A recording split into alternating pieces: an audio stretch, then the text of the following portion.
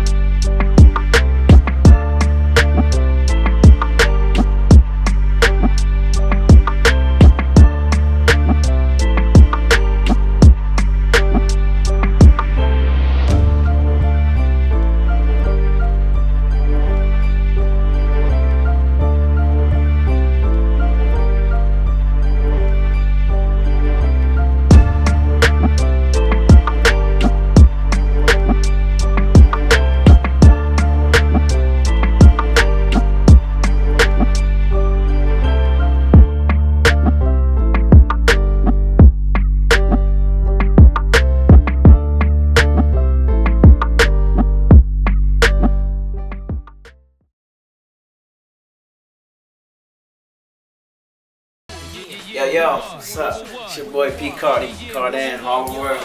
Favorite rappers, favorite ghostwriters, favorite ghostwriter. Yo, right now, I'm at the Big Face Gary Show. Y'all make sure y'all check this episode out, and y'all make sure y'all stay put. It's gonna be lit. This guy, fuck with Big Face Gary. Y'all make sure y'all tune in Big Face Gary YouTube, and then for the merch, y'all go to BigFaceGary.com. I'm gonna be rocking that. Y'all follow me at Cardiland, and you see me put on. Love.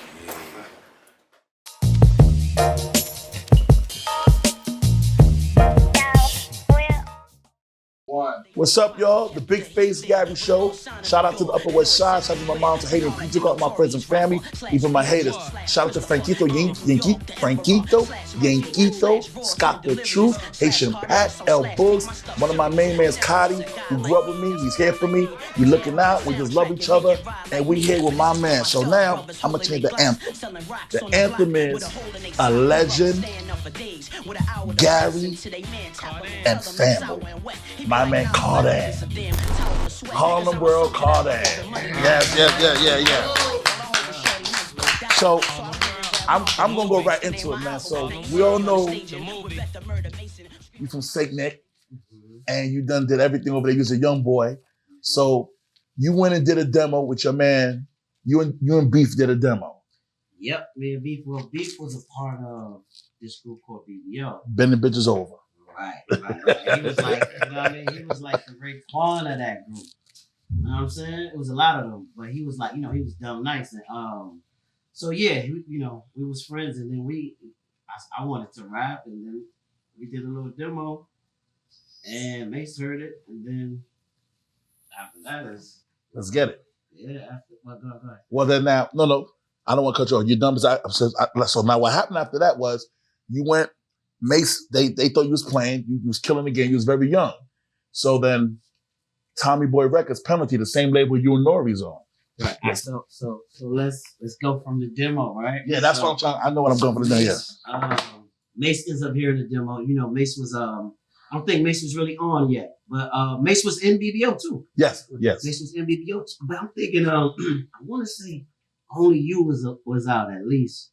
I don't know if Mace was Mace yet, but he was about to be. Okay. Or he was. Okay. So Mace heard the demo. Then we ended up starting doing the Clue tapes, me, him, and Cam. Cam wasn't on. You did Clue tape with Ron G and Clue. Ron G was the first one, yeah. Okay. Then as Clue started to get bigger, we started doing Clue tapes. But he really wanted Mace. Mace brought me with him, and I got on them joints. Them shit turned out to be classic. Yeah. Oh yeah. You know what I'm saying? Murder. Okay. So that was the mixtape era right there. So from Ron G to Clue, and then of course, rest in peace, K Slay. The list goes on. Envy. All of the mixtapes I put out. You know what I'm saying? So then, what happened was you killed the mixtape game. You was very young, and what they said. So I know, like you said, Mase wasn't on. He was on. I'm not gonna get into that part. Bottom line is, I think Mase had a leverage because you was signed. Tommy Boy, Penalty Records said we want to sign him, and they asked Mase, "Yo, Mase, what you think?" Mase said, "I'm co-signing it. And I'm an executive producer. Whatever I got to do, sign this motherfucker." Yeah. So, yep. So All right, so the crew takes was heating up. You know what I'm saying? I was young, man. I was like 16, and niggas was liking it. So, and Mase, matter of fact, Mase was on because anything Mase was co-signed, they was signing. You get what I'm saying? Okay. You would have got a deal at that time. You get what I'm saying? So Mase was on. All right. So yeah, penalty. I guess they offered. They was the first people to offer or something. Let me help you. And we hopped on that. You hopped on it. They gave you 50 racks. 50 man advance. Yeah. And then $250,000 budget too. Okay, to do your beats. But then your mom is also like my mom, rest in peace. I want to say my condolences to my mom died in 2013, but you lost your mom in 98. Yes. And I commend you because I can't even imagine raising myself at your age. Mm-hmm. And you moved to the Bronx with family and your sisters and your family went to your aunts in Atlanta. Am I correct? Correct. So what got me bugging out is that, but the thing, I'm going to go before she passed. Your mom old school, two things going to make you laugh. Your mom wanted you to be a messenger. I'm going to make you laugh here. My mom, what I did, a messenger called in, I went and got some work. I messaged her for 2 weeks and got an ounce of coke and got off. So you did, so you was a messenger. So you was a messenger. Yeah, and I got on, I would have got, it was like $3.35 an hour back then. I remember I was a kid. $3.35. Frankie, though, I went to war for like 2.5 weeks. Bought an ounce. I could say, nah, man, my man ain't here no more. My man, Babala, man. That nigga put me onto the game. Talk me rest in peace, Babala. The ounce cost about $3.40. I ain't never turned back. So when your mom said messenger, I'm like, what the fuck? Yeah. This is before she knew I had any time. Yeah. Then your mom was like, I don't give a fuck about nothing. And she didn't know he was gonna be a rapper. I need to wash some shit in the dryer. Because them stairs killed her. Yeah, that's a true story, man. So yeah, she ultimately wanted me to be a messenger. That didn't go out because at 15, I had a whole record deal. You get what I'm saying? For a fucking record company. Mase was hot. You get what I'm saying? So she seen it. She like, anytime Mase, because Mase used to have to be like, yo, can he go? Can we take him on? We gonna do a show? Can he go? She used to have to like, get her permission. Right. You get what I'm saying? So she knew it was up. It was lit. You get what I'm saying? She like, all right, this music shit, it has potential to be something. You get what I'm saying? So bro, I'm 15. I gotta go to school. We did the first crew mixtape. Show Me the Money. Was that one? Or one of them, right? So Cardan, I gotta cut you to make you laugh. Because if you stay right there, because I watch you, you go back and forth like me. I have to do this. I remember when Mase was nothing. He came to Rocafella Records. Wow. He didn't have a deal or nothing. We on John Street. He came and asked Dame and Jay for some money. Yo, I'm fucked up. You're gonna help me out, yo. I heard about this story. They said we ain't got it, yo.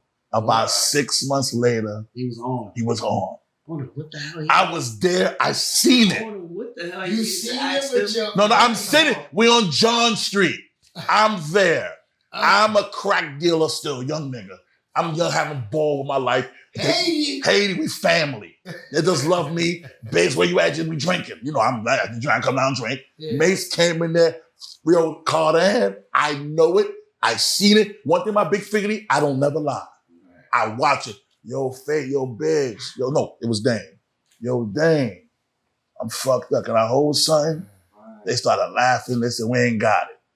Next thing I knew, out of here. Gone. So now, Cardi, go back to you. I'm sorry. Nah, that's cool. You was talking about how I'm trying to. Okay, So where I left that off. All right, so we got the deal. Yes, right? yes. We got the deal with penalty. Got signed. Yes. My mom was still alive. God bless her soul. At this time, because this is 97, 98. Okay. Right? So back, that's what I was saying. So the first mixtape, I had school the next day. Like real in high school, had to go to school, right? Mm-hmm. So now take that into consideration. To a month or so later, I got a whole record deal, man. I ended up getting a tutor, like paid for a tutor, like all of that. You ever go to school no more, basically? Yeah. Okay. Paid for a tutor. It's lit, Cardi. Yeah, you up. You're doing you. That's like, look, you know what I mean? That's like growing up. That's like shit you see on TV, like tutor. That's Cosby Show shit, like. You know what I'm saying? So the 50 stacks, I gotta ask you, what did you buy? You remember? Did you buy a car? Did you buy some clothes? Didn't even have a license. You wasn't even driving that day. Didn't even have a license, bro. You know about a bunch of Branson weed. You don't know about Branson, Ron? Ron, you from Queens? You from Queens? Lay low. You know about Branson's? Of course. Cardi, they used to call Cardi come get Branson because Branson didn't fuck with everybody like that. Cardi, what they used to call you? Yo, yeah. He didn't sell to everybody. Yeah, the freeway. We used to go get all that shit for them dudes, man. So All right. I ended up buying a washer and dryer for sure. So back to that story, I all just overheard that even before any money or any deals came into play. She like, man, these goddamn stairs, it's just 5 floors, 5 flights. I ain't gonna be taking this laundry up and down like that. So that's what she really wanted. You know what I'm saying? And so That's dope. That's super dope. Yeah. That's super dope, man. And I feel like Cam said that in a rhyme too. I don't know if that was pertaining to you in this situation, but I feel like he said that in a rhyme. About like wash and dry. Yeah. Right? Because we all, it makes sense. Yeah, it makes sense. He said something like that. It makes sense, man. You know, we that's how we grew up. So you bought Mama Dry and a washer on the low, and now you moving forward to being an artist, and you're like, wow, this shit is really happening, you know. So you got tutors and all that. So when you're in the studio and you start seeing the Kanye's, the this and that trying to fuck with you. I'm happy you brought that up. Yeah. You seen the Kanye doc, right? Yes. You in it, I'm in it. Yeah, we opened it. Yeah. The whole was like the first scene in the Yeezus, whatever. That shit was crazy. That shit was crazy. Yeah. Oh, Netflix, genius. Yeah, yo. Yes. We opened the show. We at a JD party. It's like, I don't know, 99, whatever.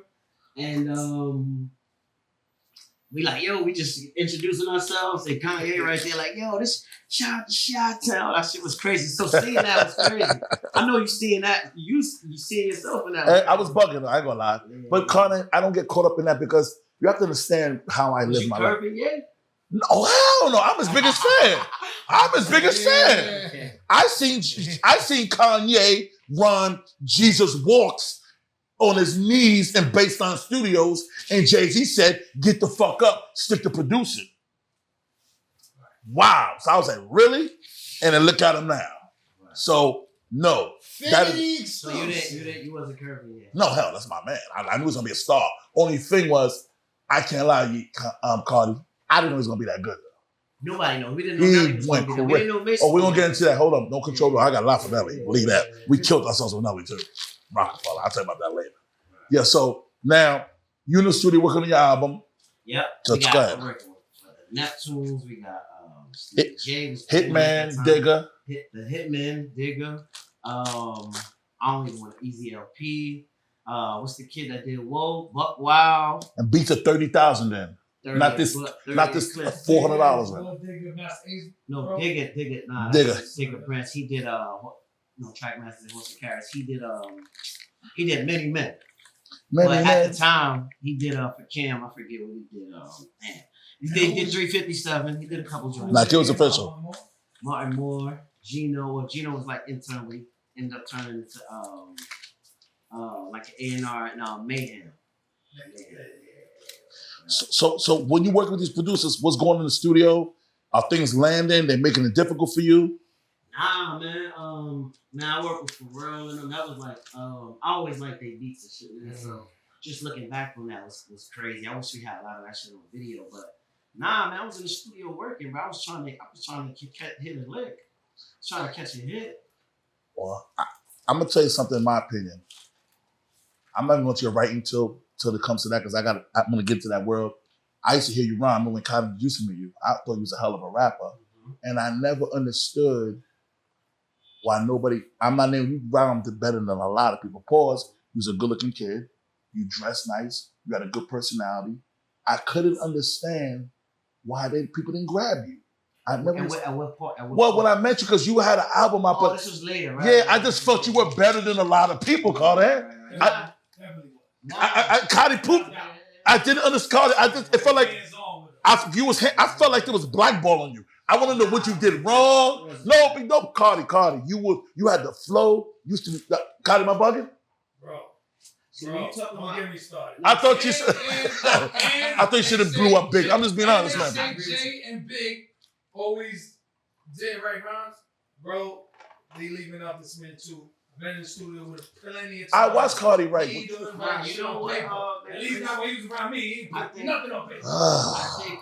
You're right. Turn the booth lights down. You're right. Turn the booth lights down. I watched him. Cardi put me. I met him through Cardi. He don't write. I can't lie. He don't write. That's what he write. He got flow. You was doing. Many a time. I don't want to lie, Carter. You was writing for somebody. I can't remember who it was. I'll be lying. But you was showing me how you trying to get them to do the flow.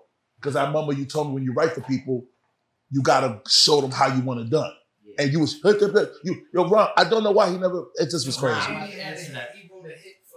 Yeah, we give it to that too. Yeah, go. What you gonna say about why you didn't blow up my opinion? Come on, bro. No, I agree. I do agree. I'm way better than a lot of people. I know you are. I just think at the time. Yeah, he arrogant. It's a Harlem shit. No, that's not arrogant. That's fair. That's fair. And it's right. Fair. And in fact, it's fair. It's fact. No, I couldn't believe that shit, yo. But nah, I just think. I think when you look at it, man, artists, right? So I think predominantly you're saying, yo, I know artists like King Snatch. I know artists, but the thing with artists and signing people, you have to be like you have to look at it like in the business, in the grand scheme of Jeff Bezos and the branding of the whole general. You get what I'm saying? A lot of rappers don't think like that. They just want to keep making their own hits. They just want to keep doing it. You know, they're their own brand. They don't really think about expanding it or something. You know what I mean? Certain artists do. So you got Wayne who signed Drake. You got Ross who signed Meek. You got you get what I'm saying? I'm just saying artists who signed niggas who took off, right? It takes a special person to do that. A lot of artists don't even think I had a like problem with the best MC in the world. And again, this ain't no shot at you, Jay, because I watch what I say about you because you're my friend. And me, you did a lot for me. Jay used to say, yo, Jay, jump on Chris, doesn't Gary. I know I'm the owner of label, but I'm an artist. Right. I don't jump on everything. Saying, so I know what you're saying. You're right. They artists. I mean, you can't be mad at them either. They, you know what I mean? These people at the times, depending on the times, they young artists. You get what I'm saying? They're not old artists at the time. Either way, however they old, but they're rappers, man. You know what I mean? They're not businessmen yet. You get what I'm saying? And you can't be mad at them. You can't. You just got to be like, damn. Cardi, you I would belling probably sign. Cardi, you belling I ain't trying to justify. Nah, they hurt you. Cardi, I watched this motherfucker. First of all, Cardi is one of my friends. He put me on the live to go to do things, watch music, Mom Beat, and Cardi. Rocafella closed down. Cardi said, I got a kid who might help her movement. I said, fuck Cardi. It's my friends. I'm like, whatever. So then, Cardi, I'm gonna say it one more time. When I heard you rhyme and I heard you do the shit you was doing, I'm like, why don't this kid have a deal? So stop bailing it. It's all right. We passed that one. Because he's still here. He's fresh to death. Listen, he had a deal. No, Cardi, you know what I mean, Cardi? To the next level. Cardi brought it to bring it up. Cardi said this will bring you back, Gary. Cardi said this will bring you back. Cardi said it, and he was right, my opinion. So now I'm looking at how I thought you should have did would bother me a lot, but it's okay. So now moving along, now you're a grown man. I'm going back and forth. Now, when you did your thing, you passed, you did your album. I'm not gonna ask about that other shit that bothers me a lot, but I'll go to this now. How did you who was the craziest rapper at that point in Harlem that you thought was the shit, and not counting Mase? At what point? Oh, back. Yeah, back then. Maybe Cardi, you had your deal already. You did your deal already. You're moving forward.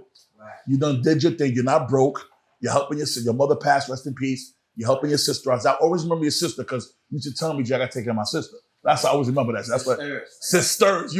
Ron, this dude here was a young boy, had to be a real man at a young age. So now, to you, who's the craziest rapper you seen in Harlem? The best rapper? Yeah, at that point. In Harlem. Man, growing up, I think that's the real question you said. Of course, BBO. He had a lot of nice MCs. Shout out to all of them, Wiper and that. Okay. Future was a producer. Blake was also in BBO. But I always like McGruff. That's my man. I always like shout out to McGruff. That's my boy. Loon was Crime Fan before he was with Harlem World. Okay. Who else was dumb nice from Harlem, man? That was just nice. Again, you're a grown man. You take care of your sisters and you're doing you now. Mm-hmm. Yeah, that's sweet. So what are we talking about at that time? I said, no, that's what I called you. You didn't catch what I said. Your sisters are your bread and butter, your mom. I got to raise my sisters. Right. I got bills to pay. I love everybody. But right at that point, who to you was the best rappers in Harlem? I mean, you got dipset. I mean, and early years too. And early years too. I don't mean present. I mean early years too. Well, better yet, what's the craziest rapper shit you ever seen in Harlem? Like a battle, somebody came out. What's the craziest rapper shit you ever seen in Harlem? Exciting, crazy. I got one. So we got. This was I was still in high school. We got coming out of school. So there was a place called Mark 125. Oh yeah, I know. That's my spot. You know about 125. I'm lying, man. Hey, coming out the train station, it went right. I had to walk right down there to get home. So I remember coming out of there one day seeing the Locks. What was his name? The Warlocks. Niggas don't even know. Niggas was the Warlocks before they was the Locks. Yeah. Right? So I'm looking at the Locks. Mace was always there. This was D. D. And his brother. Shout out to them. They was all there. We got Ice. We got the Locks. We got DMX. And Biggie used to be out there sometimes in and out. So I was seeing Big was never in the ciphers, but I remember seeing Big like out there. Yeah. So that but now there was battles there too. So I remember seeing Come on, let's give him DMX and Mace always ciphering. Always ciphering. Yeah. D was like, y'all just battle it out. Whoever come out. So it was blood. Okay. Blood. Right. So that's the crazy shit you've seen back in that day. I'm just saying that for me as a teenager. That shit was crazy. You know what I'm saying? I wasn't there for the Jay-Z and all that. Right. That was crazy. They went crazy. McGruff said Big L took that, boy. Nah. No, McGruff said Big L. He was on our show. He didn't say that. He said He said it was a dog fight, G. He said it was a dog fight. But you tried to say, but then the God MC won. Yeah. And he was like, nah. I'm a little sucker for Jay-Z. I'm a Jay-Z fanatic. I know my man won because I'm biased. So after Jay-Z destroyed Big L, what you think? Nah. Listen. And Jay started getting Who was there? Big Jay. I was there. He was there. I was there. Like, who watched it? Hold on. I'm asked Took. Took, what you think, man, won that battle, man? Who would you think? You remember? It was a goodie, but I'm biased too. Okay. That's right. Big See, I kept it 100. Big L's a monster. I said it was like a top. But I know Jay is This wasn't Jay. Okay, moving along. Wrong, my favorite word. Now, as you write, so you worked in the Junior Month. Junior Month was your first Ghost experience, am I correct? Correct. So when you were like writing for them, did anybody step up besides what you wrote and had their own little thing, or you wrote? Like, did you write for every single person that was in there? Did y'all write for every person? Because even we know Kim got a pen, but did she have a pen back then? Did C's have a pen back then? Or did y'all have to pen everybody's at that time? We know they write now. Well, when Big was alive, he wrote everything. Well, I know that. C's and Kim, the whole group. So they got to start from right after Big. So it's probably like Crushing on You. Right. But I was writing for them when Big was alive too. So let's say a Dream Out the album, 100% of that, right? So Big would probably write 80%. Sometimes he might say, yo, Mace, because he liked Mace. He liked the lot too. You know, he's fans of him. Yeah. For real, right? So Big, it was, I'm telling you a story of an instance where Big gave Mace about 30 grand to write like 5 songs for them. Mace ended up writing a couple, but giving me and Cam some money to write some too. So that was my first writing experience. Absolutely 100%. So that was your first literally writing experience? Yep, that's my first time. Did you have to coach them, or you just wrote it, or they figured it? It was just a demo. It was just a reference, and then they just learned it. You know what I'm saying? So how did you get into writing for other people? Right there. Right there. Just right there. Wow. And it started to be fun because that was my first time taking myself out of my own person, and like, so if you write for a girl, you gotta talk kind of girly shit. Yeah. The idea of just taking yourself third person in the shit.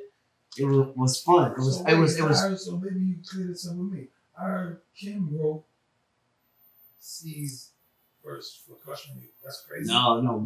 Yo, you know what's crazy about Crush on You? Because this was the time that we was doing all them songs. Yeah. I want to say I don't think so, but after hearing it back, I might have wrote something for Crush on You. Maybe it didn't make it, but after it came out, I'm like, all right. So they kept Kim and Mace's parts. All right, cool. Because it was so close. I'll be like, every time I hear Crush on You, like, damn, I wonder why did end up with Crush on You? You know what I'm saying? But Mace and Kim wrote that 100%. So basically, the C's and Kim. So basically, Crush on You, yeah, that's both of them. So basically, you wrote for Junior Mafia. You didn't really have to go to the studio and coach them or none of that. Nah. You just wrote it and that was it. You did like R&B singer do, like reference track. No, but Cardi, but in my day being an A&R for Rocafella, when they write, they coach you through the song, like how the rhythm and all that. Yeah. So you never had to do nothing. So little you don't gotta do that. Bounce. Because Cardi rounds with a bounce. So I know you bounce when you round. It's definitely breathing, and it's not just. Because Cardi's a different type of stuff. So I'm telling you, that's what made me like it. He wound a different type of stuff. So Lil' Kim, you write for her, and she's gonna move and do her thing. That's it. Yeah, you reference it. That reference, yeah. You didn't have to reference Lil' Kim. I reference everything. Well, no, but you just said I don't just give them the paper. He's saying he don't guide them, but is that what you're saying? No, what I'm saying is once I lay the foundation of the track, it's good enough so they can hear it, remember it, and recite it. Got it. You know what I'm saying? I don't necessarily have to be there. I prefer to be there because that's what you call vocal coaching. That's what basically. Right? I prefer to be there, but sometimes you can't always be there. I'm a little out the A&R game. It is called vocal. So vocal coaching is even right. It's the whole vocal. Sorry, bro. No, I'm learning from both of you. And that's a talent within its own, bro. You got certain people that's just vocal coaches. They don't write. They're not artists. They just make sure you know what you got to do. You know what I'm saying? So I prefer to be there, but not all the time. It doesn't happen like that all the time, yeah.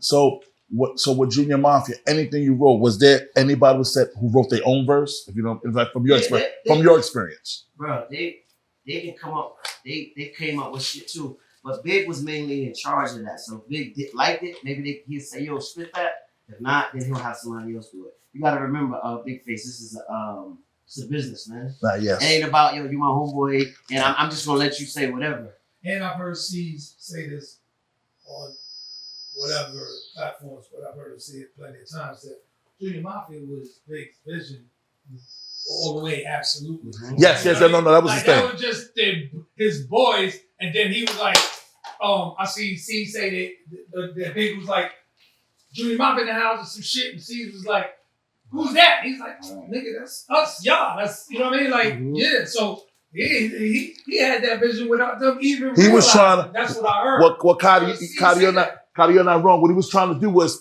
he was trying to put in a position that never need no money. Yeah. So he said, let me dig this shit right for my crew, man. If I gotta write a few songs, I will. I can write a few bars so I can buy a few cars. Yeah. I kick a few flows so I can get a few flows.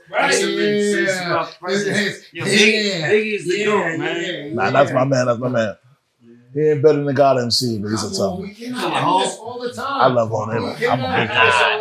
The only reason why you can say that is because his whole body of work. What I don't like, Cardi, what I don't like is because Biggie got killed, everybody discredits Jay-Z's shit. And it's not fair, Cardi. It's not fair.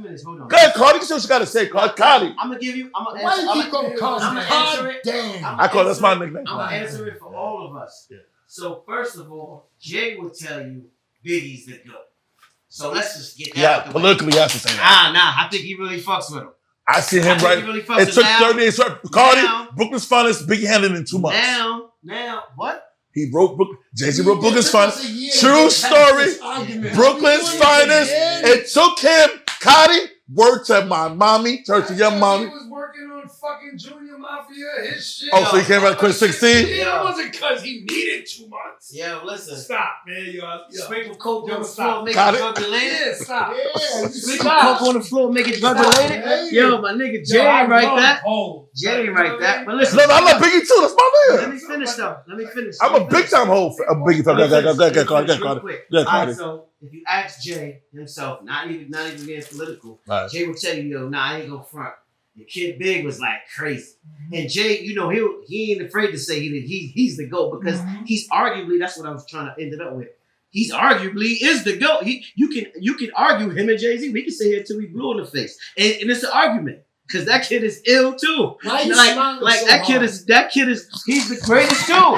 Jay is absolutely the greatest. I'm like a little bitch Hey, yo, when it comes to Jay, man. Pardon me, man. I'm just a Jay fanatic, Jay man. is the greatest, bro. You can't put nobody over him. But I like the fact that he'll tell you, nah, on some real shit. If it's anybody, it would be Big. Cause this kid was like, I would agree. this kid is a different type of Yo, we animal. argue so. Yo, Cardi, you know what though? That's the best answer for you though, to keep it a bean.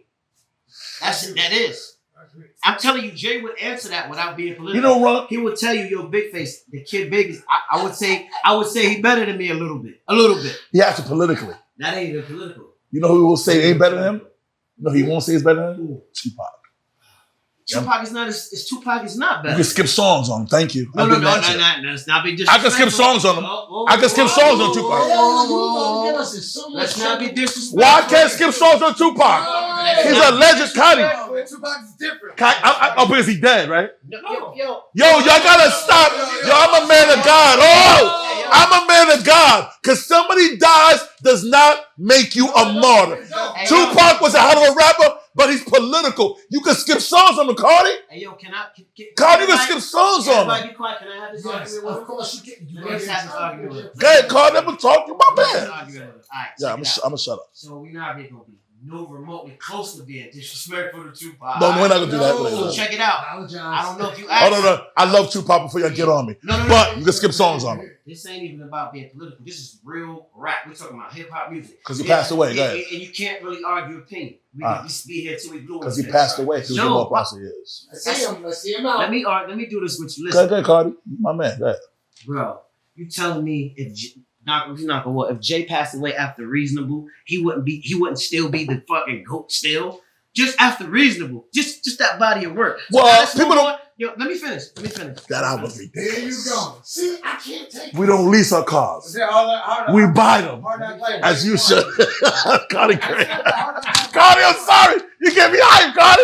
You got me hyped, Cardi. I'm sorry. I just answered your question. You got me hyped, Cardi. You got me hyped. Look, I see what you you're can't saying. say. I see what you're saying. Jay would have still been Jay. You got me good. I Even got after you, 2 man. I hours. see your point. You got me good. So you can't I see your do point. that. I see your point, All Cardi. right, so now You let's got go. me good. You got me See what good. I'm saying? You got me Now good. let's go. Reasonable doubt, Jay, rest in, Anything would have happened. God to forbid, he left Jay, a still been monster. goated. But, okay, I'm Ron, Max Ron, the hip hop analyst, Cardi. How many albums Tupac dropped before he died? Let me see, Cardi, know you Listen, know. check it out. Let's get into Tupac real quick. Before he died. Before he, Hold on. about 4? Hold on. Listen. I don't know. And he had a lot of albums after that. Listen, we gotta listen to Cardi. Cardi, go ahead. All right, so we talking about Pac, right? Yes. Now we talking about arguably the greatest rapper, because listen, hear me out. Tupac is a fucking. Can you give me a knife, please? I'm going to kill myself. Hold on. He's the arguably best rapper. You're Yo, not let bunking. me finish. MFD? Yo, hold on, y'all. Hold on. Go ahead, Cardi. Please let me finish. You pissed me off Please right let me now. finish. Go ahead. Please let me finish this. All right. He had 4 albums before his death. We don't even have to do those statistics. Listen, check it out. So now we talking about Tupac Shakur, the arguably. So listen, let me just give you this about Pac. Okay. Tupac just so happens to rap. He's not like Jay Big, they naturally born rappers. So we talking about Tupac. This nigga is a prophet. This nigga's been touched by God himself, like this. Ta-da, whatever the insert the movie sound. He's actually let me finish, please. We talking about Tupac, bro. We talking about he's like a Bob Marley. Tupac is gonna be around for the next 100 years. Because he's dead. No, because he was alive. See, that's how. Let's do that. You want to say because niggas is dead. Tupac is Tupac because That's he my was opinion. alive. Don't get scared, bro. I love Tupac, no, but because no. I don't like because people die, we make them martyrs. Like a nigga killing on the corner, Franquito, we go to his funeral. That was my nigga. No, he's a fucking piece of shit and he got murdered. But Tupac is not that.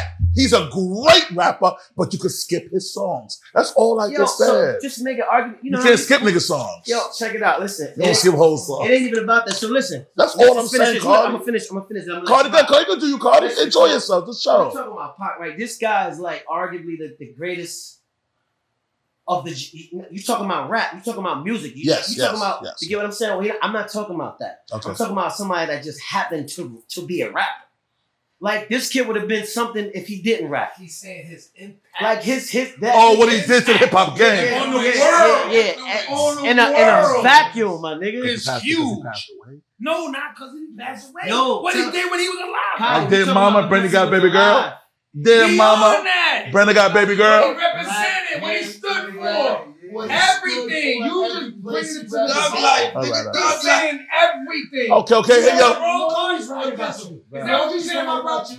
No, he's right. I'm not comparing the whole shit. Bruh. I just said, first of all, one thing about me, I listen. My friend Cardi just schooled me. I'm real. He said, God, Gary, not that. Cardi said the impact, the movies. Okay, poetic justice, all this What he stuff. spoke to MTV, Nah. with the MTV people. Check it out. He We're trying to- represented. Hold on, Mother being a black man, having a relationship, everything. Yo, check it The out. whole What would it be without spectrum of Check it out. pop. No, hip hop will be with someone without him. Don't do Check it that. out. What would it be without? Hip hop wouldn't be nowhere without. Gary. Check it out, right? Check G. it out, G. You can't listen. We're not gonna argue your opinion because it's not. No, you it's can't not. argue opinion, right? So check it out, Bro, you trying to every time you try to big pack up, you just say something that just takes it right down 3 notches. So you give him 1, then you go down 3. Oh, because he had Dear Mom, Baby Girl, bro. That kid is like you can't take. Please don't take nothing away from Pop. All right. Now he died. Everybody gonna die, my nigga. Check it out. I'ma die. Check we it out. gonna die. I just gave you an example about Hov being. If Hov would have passed early in his career, God forbid, he would have still been goated. Now that concludes your whole theory. You have no more argument because it contradicts it. You said because he died. No, if Hov would have died, he would have still been Hov. He would have been. I mean, he wasn't Hov yet, but he would have still been. His music would have been so critically acclaimed. Like, yo, damn, this guy was. It's like Biggie. It's like, yo, damn, this guy was really ahead of his time. Like, how is this still relevant? Still this good? Like it just came out 25 years later. That in itself is crazy. I would have protected myself. If I offended any Tupac fans, I'm gonna back down. I love Tupac, but the We're not same gonna thing. play with Pop. I'm not gonna so play you with don't Pop. want to ask I'm me there. my top 5. We'll get to that later. Yeah, we'll do that. Guess then. what? Because guess who's number 1? Tupac. But let's keep the interview going. Because he passed Let's away. keep the interview going. and I want to say something. Let's keep the interview going. Yo, Dizzle, you said it multiple times, and I never heard that, and I want to say I love that, and I'm going to run with that. You can't argue opinion. You can't. That's fire. Can't argue. That's fire. Yeah, you can't. Thank you for that. Yeah, you can't. I'm running with that. We'll be No, face see, it I don't here. think you understand. Nah, I'm only playing. No, I love y'all. And that got nothing to do with Pop. That got to do No, with no, no. Life. life. Life. You can't argue Yeah, opinion. yeah. If that's how I feel, that's You how keep I feel. arguing You till can you feel how you feel feel. it. It's All not right. ultimate. All right. Carter, you might swing on me. Tell me some motherfuckers who ghostwrite that nobody will believe. Besides me? Yeah, besides you. Other people? That right like you. We know we got Sauce Money. He did a lot of stuff. Carter, who would you fuck with in the ghostwriters versus? Like, right, ghostwriter. Oh, yeah. Yeah. Yeah. But alright, so Ghost, that's a whole nother, what's the No, name? no, no. Because you know they got produced, but that's. Yeah, Neil write his ass off. Neil write his ass But off. Neil wouldn't he can't do a whole ghostwriter versus. He probably can because he might have enough songs, but You right, Carter. I don't I think it know. would be the same. People gonna want to hear his hits. It's like artist hits. You know what I'm saying? Yeah. But there's a lot of people that's ill, man. That No, Carter, I'm not gonna let you off the hook. Right now, who would you want to battle in ghostwriting that you know What right do you for? want to see in the ghostwriting? verses. Versus, excuse me, wrong. Versus. I said battle. So versus, same we shit. gotta identify with because you got niggas like Bird who's Hitmaker. That nigga's he own the airwaves, right? So he's a producer, you know, he does write. People don't know he write half of those songs. He does have writers and he does have ghost producers, but in the grand scheme, he's the, you know what I'm saying? He's the Dr. Dre of that. Yeah. So I don't know if that's the question you asked me. Are you talking about people who just write lyrics for artists? What I'm saying is people like you, you're a rapper, but you don't rap no. Now you write mostly anything. That's what you do for your career. If you right now, who would you want to see if it comes to verses in writing? That's Ghostwriter. Like, Ghost you know, Rider. the underground. He's trying to be political. you. Ron has to be political because people don't want to be exposed that people write for them. So Cardi's being very political here. Well, some people, everybody knows a nigga. Nah, that's a touchy thing, bro. I know it. I told you that. I know it's not. Okay, that's fair. I can tell you that right now. Okay, that's cool. I'll move forward. I don't give a fuck about that. No. I'm talking about you, right? People, really. You know, artists, they don't want to. And I just saw a soundbite from Consequence Away, and he was 100% right, saying, "Yo, in the grand scheme, a lot of people do need ghostwriters because it's essentially it is a brand. Sometimes you're on tour, like you said, for 12 months, and you might be out the loop. So you need somebody that's tapped in to kind of help you with that. I wish more people had ghostwriters, but it's frowned upon because that's real talk. It's frowned upon because you know, rapping is like a, you know, it's a vibrato kind of thing. It's like you know what I'm saying? It's like a grab your dick thing. Like, nigga, I wrote this. What you mean? You know what I'm saying? And I respect that because that's what it's built off of. But now that it's a multi-trillion-dollar business, all right, now let's be smart. Yeah, let's get these workers that know what the fuck to do, and get what I'm saying. And let's keep the brand rolling. I would never be a dodo and be like, nah, I wrote this and I got 100% of nothing. I would rather 10%, 2%, 1% of something than 100% of nothing. It's just that simple. It's a fact. But niggas is goofy. They want to be like, nah, I did that. It's my shit. I produced it. It's my shit. My. Niggas Johnny Gill, right? I want to ask you. Right? And they got 100% of nothing. So go ahead, Chip. You did it. Yeah, you wrote it. Yeah, you did it. Yep. But what does it amount to? When you could collab with somebody and take 20%, I mean, you know, everything is negotiable. You get what I'm saying? Okay. 50%, 70%, it's all negotiable. Yeah. But guess what it is? It's going to be of something. Do what you want to do. Go ahead. We'll ask you a question. Cardi, go ask Cardi. I'm done. But you get what I'm saying? So I think more artists need that. But that's really touchy, man. And you know what? You want to answer that? I'll answer whatever. But as a writer, it's not conducive to your hustle. Okay. Because niggas be exposed, but we can talk about whatever. It's no secret about whatever. You get what I'm saying? What I want to ask you is, what's the percentage for it to be ghostwriting? Like, let's say it's B, U, G, whoever's in this room. The beat is up. Let's say it's my session. Just for fun. It's my session. I'm writing some shit. You just came to chill, whatever, Gary hit, you know, I'm laying my shit, and then you go, yo, you know, it would have been better if you had said that instead of that. Mm-hmm. And I go, oh, Dizzle, I fuck with you. That's a goal. I'm going to do that. Did you ghostwrite for me? Because, for that part, no. Yeah, no, right?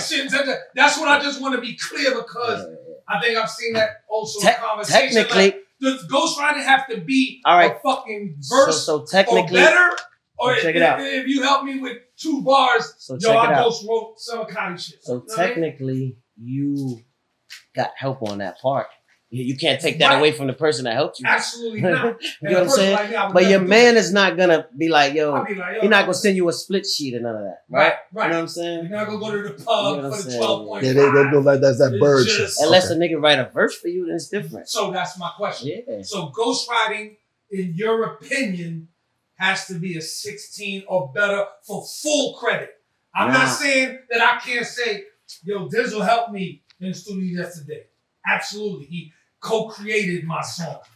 Or you saying that even that should get co-writing credits? Or are you going a 16 or better? I need my pub and I need rap, my credit. Right, so you're thinking rap. So you got hooks, right? Which is, of course. Just a hook. Yeah. That's co-credit. That's you gotta pay that person. There's no way you can come up with a hook. I come up with 3 verses and I don't go. Yeah.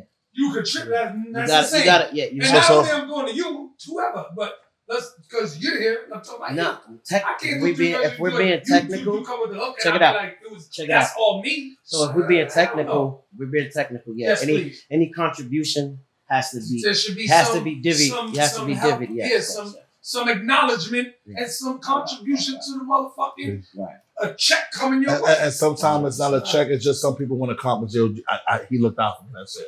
So Yeah. now, Right, that's cool. sometimes But it got to be in the credits. That would be a favor for a favor. because I've been there before. With And that still, situation like, with I people. know I've seen it happen many a times, but your pub should be on my song if I was the artist. Yeah. And vice versa, then if it ain't a straight up check, yo, give me my pub. Yeah. So A now, lot of people don't do that. What you got? What you that's got? your question, Claire.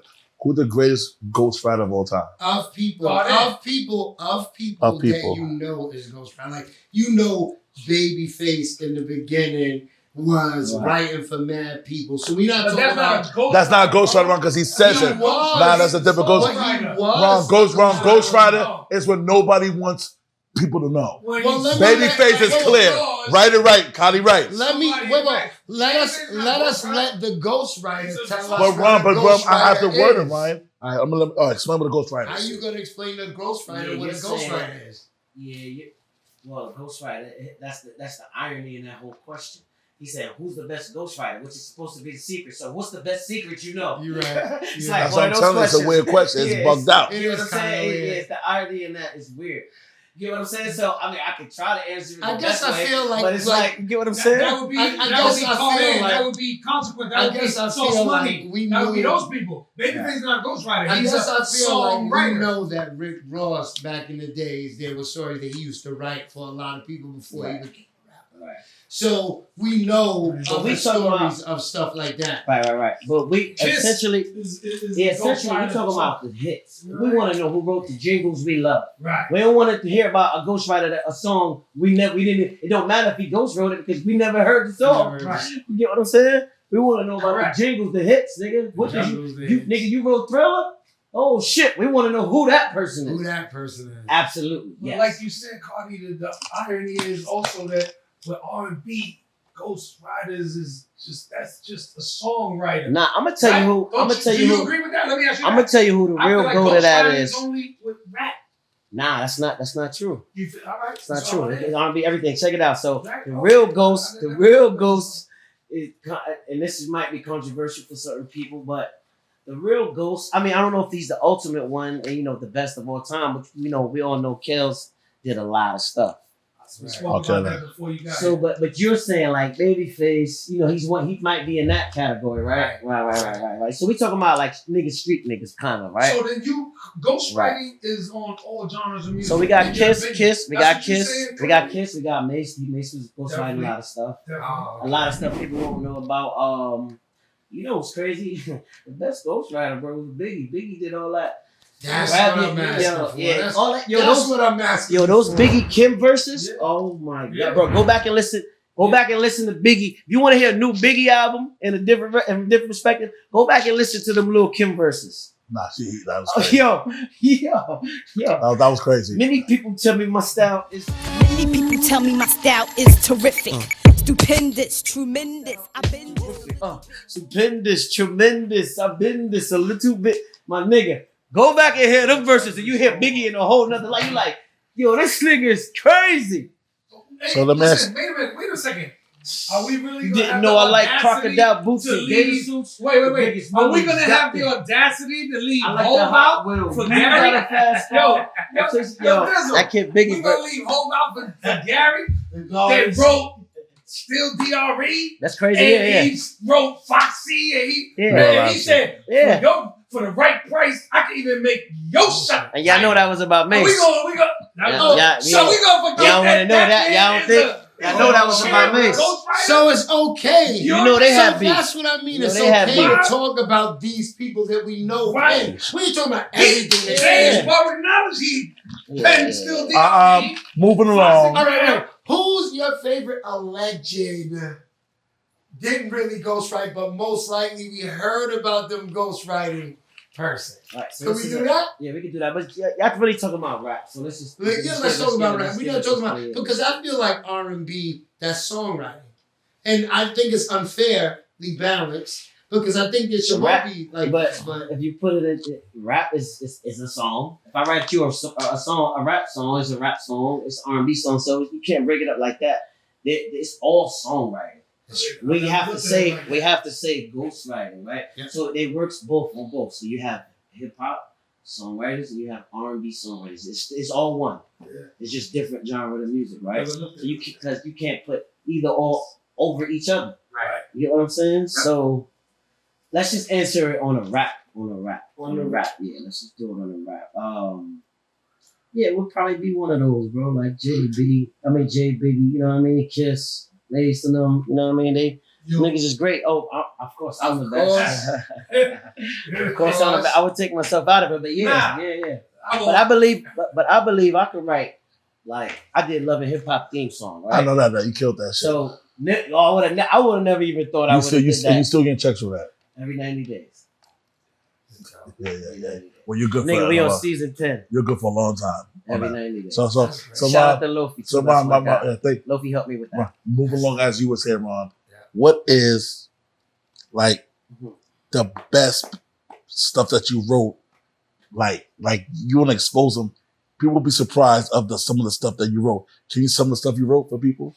I try to do that as best as possible. So the Love and Hip Hop joint, right? The theme song. That was we on season 10 with that. That was different for me because that wasn't something that I would ever think I would be able to do. You know what I mean? That shit is on TV. That shit is on demand. That shit is, you know what I'm saying? Yeah. People love that shit. Nobody really knows it's me, but I still get a kick out of it. Yeah. You get what I'm saying? How you did that? You had a relationship with Mona or? Oh well, Lofi, the guy that produces, he does the score for that show. He's on every franchise. So Atlanta, Miami, New York, LA. Wow. So he does the scores every time you hear a little music and stuff. But we just went in and just took a shot at the theme song. Great work. And I did a couple joints, and they kept they ain't nothing like hip hop music. This is the life. So in 90 days you good. God bless. But to give you perspective on that, so every 90 days is a different. So we talking about ratings, we talking about where it was on demand, or where if it's in China, you get what I'm saying? It's all in the time span. So it's not the same every 90 days. You don't get a check for $10,000 every 90 days. No, but it varies. Some days you might. The next 90 days you might get $500, but you still get paid. You know what I'm saying? But it's not like nobody's jerking you. It's just if people was watching it, the commercials, the ads. You get what I'm saying? Absolutely. It works like that. Okay. But yeah, that was a good thing. Oh, what's another one? What's another couple joints? All right. So we all know I work with Nelly. Oh yeah. You know what I'm saying? We all know we work with Nelly. Well, when did you first meet Nelly?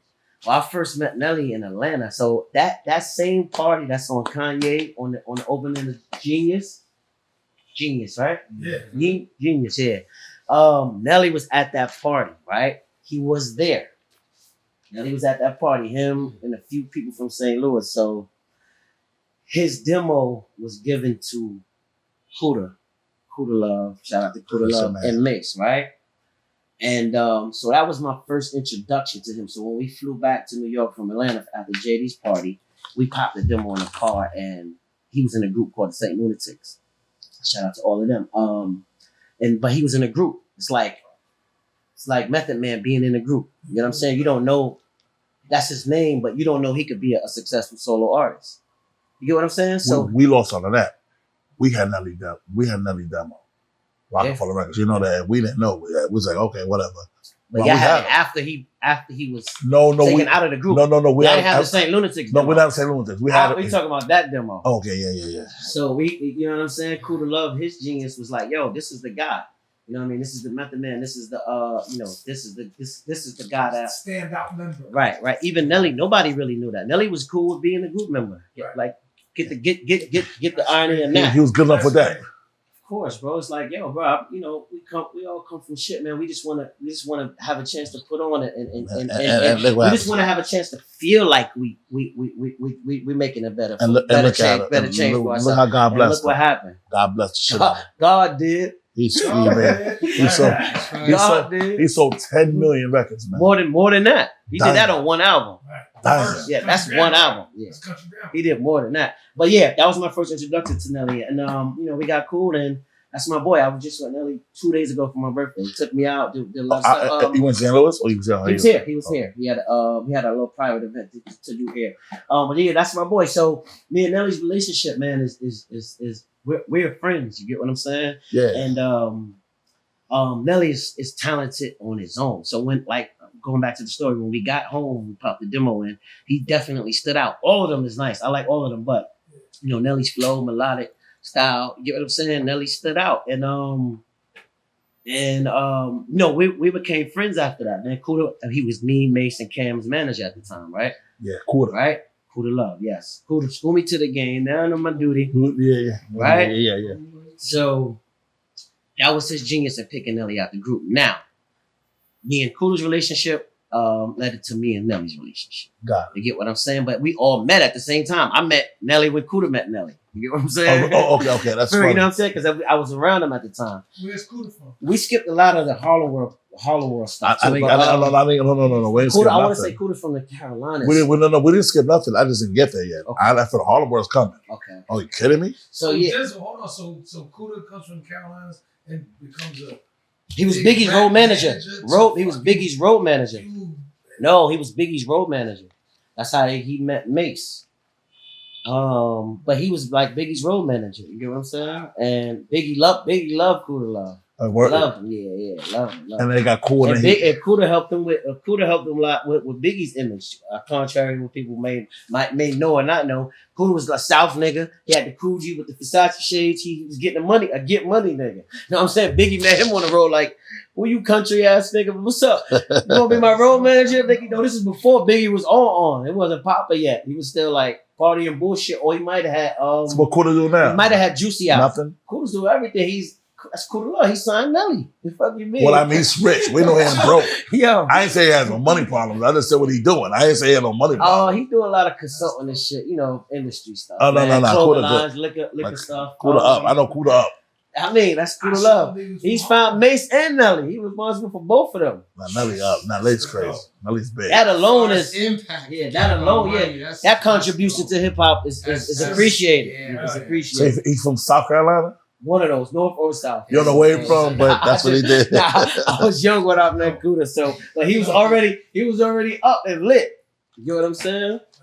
So when Nelly blew up, what went through your mind? Like, Man, now you talking about nobody would never know. Like you said, y'all had Nelly's demo. Yeah. But nobody would have known. I mean, I always loved Nelly, but you can't predict that shit, bro. That shit was. I thought Mase was big, man. I thought Mase was and Mase was. He sold a lot of records too, right before that. So he kind of helped that. He kind of paved the way for Nelly. You see on Every Day a Star Is Born, what Jay say? First person. Seeing Mase do it. Seeing Ye do it. X came through. Caught lighter fluid. I don't know if Ye was the second person, but you get what I'm saying? Yeah. Seeing Mase do it. Seeing Whoop do it. X came through. Caught lighter fluid. Every Day a Star Is Born. That's the first person he says, yo, I seen Mase do it. So in hindsight, he inspired Jay. That little argument with Jay. That was No, crazy. but listen, Jay, what's the name with the Sunshine? You can't tell me that wasn't a Bad Boy. Yeah. That wasn't a Bad Boy inspired with him and Dame with the. And that's my song, bro. You can't tell me nothing about Jay. You can't tell me nothing about Jay. No, but listen, even I love that song, but you can't. I'm right with you with Jay. You can't really tell me nothing about Jay. That's my guy. Yeah. I that's my guy. get picked on a lot because they say I'm a Jay bias. No. He's Everything Jay is it's arguable. Like, bro, we can argue that. Nah, that kid I love Ron, Jay. that kid Ron, man. That was just a nigga. Love you. He's a special guy, man. Yeah, Ron. super. He been touched. Like I said, Pac, he's been touched too. Yeah. Biggie was touched. I like Nas. I feel that way about a lot of people. But that's my opinion. We're not gonna argue that. Yeah, we're not gonna argue that. So don't even try. No. I'm looking at Ron. Ron fucking with me. Ron give me that look like, okay, Gary. Bro, this is Mount Rushmore, bro. Bro, this is Mount Rushmore, guys. This is bro. These artists. Let me just say this so we can go to the next question. These artists, right, Big Face. These artists are going to be around for the next 100 years. So not our kids, kids. I'm telling you, like Bob Marley. You know the second. I want to say this is probably arguable, but I was told the second most famous person after the Jesus picture. You know the Jesus picture we all grew up in the house. That white Jesus. Y'all ain't have that in your house? That White Jesus picture? Well, I did. Well, let me tell you who's the most notable, most famous after him. Take a guess. Wow. Bob Marley. That's why I'm a great Bob Marley. Bob Marley. I thought it was Barack Obama. I thought it was Michael Jordan. I thought it was Mike Tyson. I thought it was Nelson Mandela. I thought it was fucking Beyonce. Snoop is a good one too, though. Not like Bob. Not like Bob. Ain't no God. Snoop ain't no God. You know what I really thought it was? I thought it was Michael Jackson. Ron. I thought it was Michael Jackson. Hold on, Ron. I'm laying down with the Bob Marley. We don't even got to. No, Snoop and that. Whoa. Snoop ain't big like that. Do you know that Snoop is one of the most recognized They love him. in the world? But then now he's not been no Bob Marley here. Snoop is Bob there. Marley's on a different level. That was a You know mistake. the irony in that Bob Marley been dead before Snoop, before D Cover. Yeah. So you compete with niggas that been dead. His 30 years of alive, kicking and screaming, is you comparing that with a nigga who's been dead since his career started. And that's how Tupac is going to be. And you got to remember that. That's what I'm telling you. So let's move on, right? So these people I'm naming, these people gonna be around, bro, for the next 100, perhaps 200 years. That alone, Big Face. Anyway, it's honorable. You gotta honor, even if you're a hater, you gotta honor that. No, I'm not a hater. I think Tupac's a little overrated. That's all. You gotta take your hat off to that. Either way. That's my opinion, bro. What the fuck? Either way, the fact that he's gonna be around, we're gonna have this argument for the next 100 I call it years. fuck that. How's it working with Missy in the studio, man? Missy was dope. Missy's dope. Oh, damn, what song? I think this is on Lil' Kim album. Yeah, I think she did the hook. Something like that. Missy's icon, man. Missy's an icon. You had a good time with her. Bro, come on. I'm going through. Now, next one. I think that was a Lil' Kim song. Because I gotta remember what song that was. I don't remember the song I remember myself. what song that was. So I could say the song. What about Missy's an icon, man. What about Britney? Britney was with Nelly. Britney. Spins. I didn't work with Britney. I worked with Justin Timberlake and Nelly. And remember, that was his girl. Yeah. So she was in the studio with us. Yeah. What? Yeah, she was in the studio with us, Britney Spears. Yeah. Nelly girl at the point? No, that was Justin Timberlake's girl. Yeah. Okay. So Justin Timberlake, that was dope. We did that Hit Factory. That was on the Nelly album. I forget the name of that, but that was a great experience, bro. So what y'all gotta understand is this, bro. I'm a kid from Harlem, NYC, man. Working with these people is like some TV shit. So at the time, you still in awe, but it really hit different later on. Like, damn, I really worked. You know what I'm saying? We worked with Ye. Ye was on the Harlem World project. I know that, but did he? Ye did the first joint on my album. So all right, so let's conclude with the Nelly, right? So Nelly ended up getting, but I had the deal when Nelly was getting put on, right? This is at the penalty time when I was signed. So this is all in the window of 97 till about 2000. So we're talking about 3-year window, right? Right? You follow? So I had the deal. I put Nelly on a song out of nowhere. That was my guy. I always liked Nelly from the shit that he did. So me and him collabing just made everything 10 times better, right? So put Nelly on a song. Kanye West produced it. This is when Kanye was signing Crazy Cat. D-Dot and Jimmy Hitchman, I think, was managing them. So we would go right there, right across the 40. They had the office right there. Yes. Right? Right? Went right there, did the song. So around this time, I'm signed a penalty, but I'm in Harlem World group too. Okay. Get what I'm saying? So this is Mase, this is Loon, this is Blink, this is his twin sister, this is Mino, this is Suge, and this is Honeycomb, RP to Honey Sick. Okay. So we all in the group of Harlem World. You know, Harlem World sold 500,000 records. And went gold. Like in 2 months. Probably platinum now. Okay. But this is a long time ago, but still, you get what I'm saying? So that was going on. That was going on at the same time. But Cardan, with Nelly, I gotta go back a little bit. With Nelly, when I was with Rocafella Records, I came over in 99. I ain't Beanie Siegel, Young Chris, Freeway. I knew nothing about points. You put yourself in a position and wrote big records for Nelly, and I really, you didn't make the money you supposed to make. I was just happy to be around. Is that how you felt? Kind of, sort of. Yeah, I know how you feel. I was younger than you. Yeah, I was younger. So I'm gonna give you a pen. Hold up, and there's no shot to J. Damon Biggs. I was happy to be around. You did nothing wrong to me because nigga, I came out of jail. You making from $25 a week to like 80, 90. I'm here. Record, I did get paid for all of the stuff I did. But not the points. You know what I mean? Yeah. Like you said, you would have been You just spilling from somebody right now. yeah. Diamond? Because it's you know, you talking about even the Nellyville album. Country Grammar, I didn't really do a lot on Country Grammar. I actually missed being on the album because Harlem World, because you get what I'm saying? This is all in the same window, right? Okay. So Harlem World was nominated for a Source Awards. Harlem World was nominated for a Source Award. I flew to LA to go to the Source Awards with them. Now we talking about the Source Awards, so just to put everybody in the headspace of that, right? The time and everything, right? Source Awards. This is when Welcome to Death. Oh, come, y'all want to dance in the videos? Like, yo, that wasn't that one. That wasn't that one. But this is the same time, right? The same time. Okay. So I flew because as a kid growing up, hold on one second, Connie. As a kid growing up, you like, damn, this is awards. I gotta go to the Source Awards. We got nominated. The group we got nominated for an award. Nigga, we could have got nominated for the Middle Table Awards. I was gonna be there. Feel what I'm saying? Feeling good. Like, let's get this. Bro, shit. that shit is, bro. This is all dreams coming true. You don't want to miss out on those dreams coming true. Now, granted, Nelly was working on Country Grammar here in New York, but I was there for the bulk of it. 80%. Now I would say 95%. It was just that 1 week. We got nominated and they was working on the album at the same time. I went to LA to the awards and missed out being on the song on Country Grammar. So I would have actually been rapping on Country Grammar album. Word? That was no writing thing. Yeah. That'd have been great though. That would have been great, of course. Are you kidding me? We family though, man. We family. No.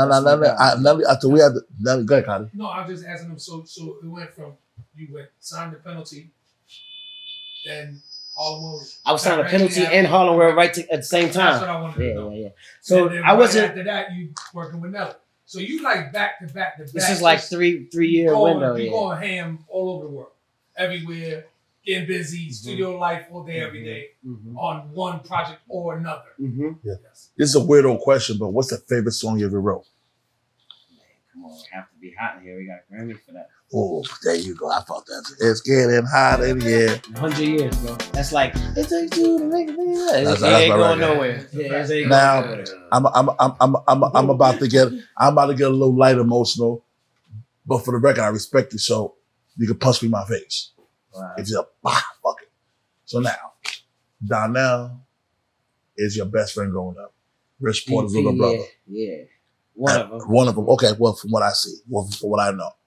And God bless, Donnell gets killed, Rich Porter gets killed. Now, Alpo gets killed. Do you feel the family feels like, yeah, it's even now? Or how do you feel about that situation? It's a tough question, yo. I'm sorry, but I had to do it. Nah, it's a good question. I'm sorry. I just had to do it, man. So yes, me and Donnell, we were friends, man. And I don't know if people saw the page before. How old would we be now if he was alive? I don't know. I don't know if he was older than you don't me. remember? It's way you were so okay. That's fair. Okay. This was I know. 13. I'm just thinking. Okay, I'm sorry. Again, I'm sorry, y'all. Very emotional. Before getting killed, he was kidnapped for a couple of days. Yes, they told you. That suspense alone, as kids, hanging out, as kids, that's your child, it's a childhood friend. So that suspense alone, getting kidnapped was eerie for us. And I remember that shit like yesterday, bro. This is 91. You know what I mean? So yeah, I was a baby. we were always young. I was like 20, 21 years old. So that suspense alone was a lot, man. Just him getting kidnapped. We was like, damn, the kid was on the paper. The kid was on the paper, I think maybe the paper came out after they found him, but. So that was like 2 days where he was kidnapped, and then ultimately, he was found. Yes. Found. That was crazy, man.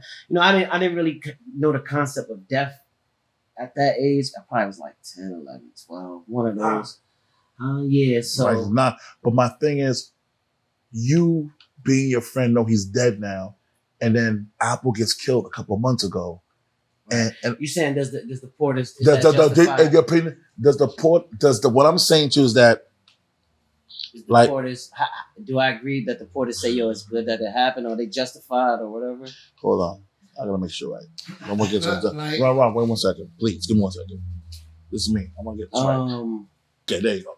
Now, knowing that Rich Apple has passed away, do you feel that the family feels like, yeah, we got our just due? He's gone. He killed Donnell. Do I think they feel that way? Yeah. Of course they feel that way. Now are you saying, do I think that it's okay that they feel that way? Well, okay. I'm not gonna say that because if someone killed my brother, well, let me be honest with you. I'm not putting on if they killed Ron, anybody here, I'll be happy they got killed. Because these are my brothers. But of course they feel but that way. I've never experienced that. A friend of mine I grew up with. Am I mad at the Porters for feeling that way? I mean that, you know. Because Alpo gave me $40. More than that. Probably more than that to go to Great Adventures, yeah. Yeah, so. But I didn't know. I didn't have no relationship with Rick Porter gave me money too. They used to do fucking July 4th. See, so it's he lived like. right around the corner. Obviously, Donnell's one of my close friends, right? So I don't look at it like you gave me money. I don't, you get what I'm saying? I mean, I was a kid, bro. Check it out. So if Alpo and True indeed did that to that man, right? Because none of us was there. We know the paid in full stories. We know the stories. He said, I believe he said he did it, right? But bro, death, like, there's no good thing about death. I'm not on nobody's side of anybody killing anybody, and I'm not on anybody's side of dying. Now, I think the Porters are like they got justice. That's cool. That's how they feel. You get what I'm saying? I don't condone it. I don't support anything with death. It's like you can't take you don't take ain't nobody taking nobody's lives because you get what I'm saying? You ain't birthed that person. Even if you did, like Marvin Gaye pops killed him. That ain't cool either, even though that's his son. But what I'm saying is there's no part of death that I'm co-signing. So with that question, ain't nothing good come out of that. You ain't lying. Ain't nothing good come out of that. Ain't nothing good come out of that. AZ still make Do I think Alpo deserved it? I ain't the judge of that. God is the judge. God did. If you believe in God, yeah, you ain't lying. Here's an important question. But I ain't the judge of that. I can't be the judge of that. I don't have that power. Here's an important question that's not really you judging. This is a pretty good question. Do you think that Harlem got closure from now, the whole story? Because it's been a lot of years, for the Porters. Yeah, because the general consensus say, y'all Harlem niggas, because I hear a lot, and I watch a lot of battle rap. So anytime a Harlem battle rapper is battling. Shout out Goods, my favorite battle rapper. Shout out Murder Mook, shout out Goods. I love Goods. They the ghosts. But so anytime they battling a Harlem nigga, they always say, y'all niggas ain't good enough. Y'all good for a snitch. And I come from a lot of the Alpo stuff, right? So they always bring up what you saying? I forgot the train. Do you think that Harlem got closure? Harlem got closure for Alpo. It's closure. This niggas called me from St. Louis all over the place. They got that nigga, huh? And it's like a video game to them. But like I told you, I'm not cool with the death shit. Right. I experienced that at a young age with my mom's, and I don't like that, bro. Mm-hmm. I don't like how I don't like the fact that somebody could be here today and just you never see them tomorrow. That bothers me. I don't like the idea of that. So anytime, any day of the week you ask me, I'm gonna have the same reservations. I don't like it. I don't whether it's justified or not. I don't like it. It don't sit right with me. I just don't like it. Are you still in contact with the Porters? Yeah, I was just on FaceTime with Pat the other day. Rich Porter, Rich is Leo like me. He was the day before me. He the 26th, I'm the 27th. God bless him. So I remember him growing up, man. I remember seeing RP, mad swaggy guy, rich 18-year-old nigga in the drop. These rich teenagers. That shit was larger than life. Young they were. I used to see LL Cool J. LL Cool J used to come on the block. Yeah, down at 24. 24. So his run, 4 years, 5 years. And bro, I was watching the Supreme story, man. That shit.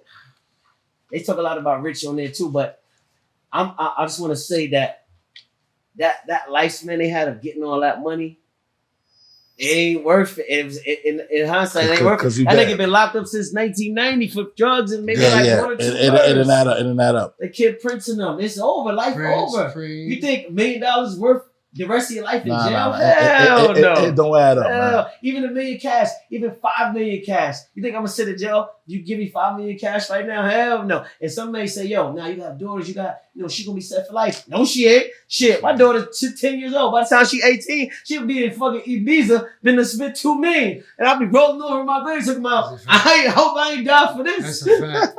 Hey, we blessed to have Mecca Audio on right now. Yeah. And Mecca Audio. I'll be like this, Connie. Girl, 7 year old. I died for this. You just spent $2 million in Ibiza with your friends. Yeah. So I'm like, yeah, Dad, what do you want me to do? I'm 18. And rightfully so. She young. She going. I was just talking to somebody else about that. I think it probably was Mook, because Mook was one of my good friends. Bro, that money ain't worth it, bro. The money ain't worth it. And even Rich and Poe, that whole story, AZ shit. I watched all of this, the interviews, YouTube, all of that stuff, man. And it don't be worth it. I love that life though. It's so glamorized. Like that life was crazy, right? The whole 5 years they get. That's crazy. It's crazy. Audio was just on. We just had him, and he 7 years. He's definitely for the youth. He did 26 years. We asked him. He had 20 keys a day he was selling, and you know all the cars. Willie Burger. You know y'all history. As a young hood nigga, I like that life. I like growing up seeing that. I remember growing up seeing LL Cool J on the block just chilling like. And he had the roundaway girl. That's my man. That's my man. Oshkosh shoot on with the one leg. I need love. That's my man. I love that. Now we talking about goats. How can we say? How can we not? Jay just struggled in the battle rap and he didn't want to. No, we don't want to. Yo, we don't want to get into. So Jay killed in the battle rap. No, that's a good. I'm happy you brought that up. Jones Beach. You talking about in a real battle? Yeah. But you don't remember they was going at it with All right, so I don't know who set it off. So Jay was like, "It's all right. He could come here for real. You all right, but I'm done there. I don't keep my ones there. It's unlikely that you see wifey, but if you slip up and hit her, good. We can split her. Play a hater. Not at all. I don't play those games. You got beef with Jigga? My nigga, say my name. Right. You shy? So that was, I think either that was a set off or a response to L with so much ice, your cat's polo. I gotta smoke a beanie, bottle in bikinis, pushing your wick on the van, wait to see me. I keep it steamy. I make it burn when it's my turn. Teach a shorty all the Jews that you never learn. Don't get it twisted. So I think they were sparring on the low. But do you see how L shit sound like it's the 70s and J shit sound more modern? Do we have to always do this? You see? He's older though. He's older than Jay. God, he sound like the 70s. My man sound like the era. L was the blueprint. Remember that. I'm fronting. I'm a big L fan, man. I'm fronting. Yo, Ron, look at me. I'm joking. That's one of my favorite, Frankie, on the world. One of my favorite rappers of all time. That nigga's a monster. Yo, Cardan, I Need Love was my shit. That nigga's a monster rapper. I'm gonna play it with you, Ron. It's like a fuck with you. Frankie, that's my nigga. What? Bro, Jay would give it up to L. We not you gotta give L the other L. Yeah, we're not gonna right. Oh, really, Connie? At the same time? Yeah, I'm fucking. And Jay mentioned L. Yep. Okay. Speak, yo. L, yo. Okay, Connie, I'm giving you a story. So, can I get some handcuffs to lock Mase up for giving Fivio for him $5,000? He just did a guilty. I want to ask you, this young man, and he always say Diddy shady. How you gonna call Diddy shady in 2019? I'm not bragging about nobody here, but I know my friends. Everybody here can get the 5 stacks. He got to be kidding me. Fivio foreign 5 racks in 2019. All right, so from what I know about that, check it out. So here's the thing, and you know what? I don't think that's laughable because, like Fivio said, 5,000 at that time, he thought that would last forever. It only lasted 2 weeks. But nah, check it out. Let me finish. I'm gonna say enough. Cardi, go ahead, talk it. So Fivio was in a group. So Fivio, from what I know, he wasn't even the one that Mase wanted to sign. It was a name named JD or something. I don't know what this person exactly. Mm-hmm. Right? So he was just on the team. And you know, I guess whatever happened, he's like, yo, I'll sign you too. Now keep in mind, Big Drip, none of this is out. So y'all counting it and crediting all this stuff after the hit is already a hit. That's not fair. Mm-hmm. It's not fair because Cardan, $5,000. We can do $5,000. You know what you can do with $5,000? You don't even get to record Big Drip without $5,000. How about that? What bill you gonna pay Cardan? You do that in the beatbox. You just have that in your fucking head. You just have that in your fucking head. How about this? How about the irony of this? You know what? Big Drip never gets recorded without $5,000.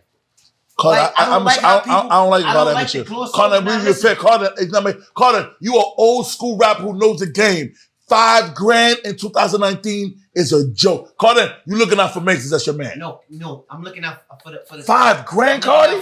For the better argument. Listen, what rent can you pay? What can you do for your daughter? Anything. You skip the whole part. You skip the whole. But they said $5,000 is what I know. They said he gave him, Cardi. No, you skip mad part of the story. Go ahead. What he's saying. You gotta get to the end of the story. Let me teach you some of the business, which I happen to know. I know you do, Cardi. You know the business. let's say he gave him $5,000, but he gave him 85% of his publishing. Let's not be hypothetical, Cardi. I'm just trying to be real. say, No, let's just be real. No, let's just be real. Good. Let's just be real. We don't gotta be hypothetical. Good. Something happened.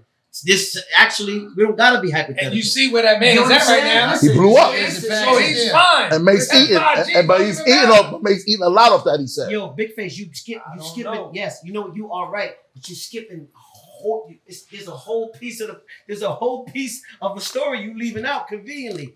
Now, if you want to just be for the argument of the artist, cool. He got jerked. If you want to see it like that, you could. But I'm here to tell you, there's a whole piece of a puzzle you missing out. So you ain't even got the whole puzzle. You just judging from the end. You're right. Right. I am. Fair to nobody. Okay, well, help me out.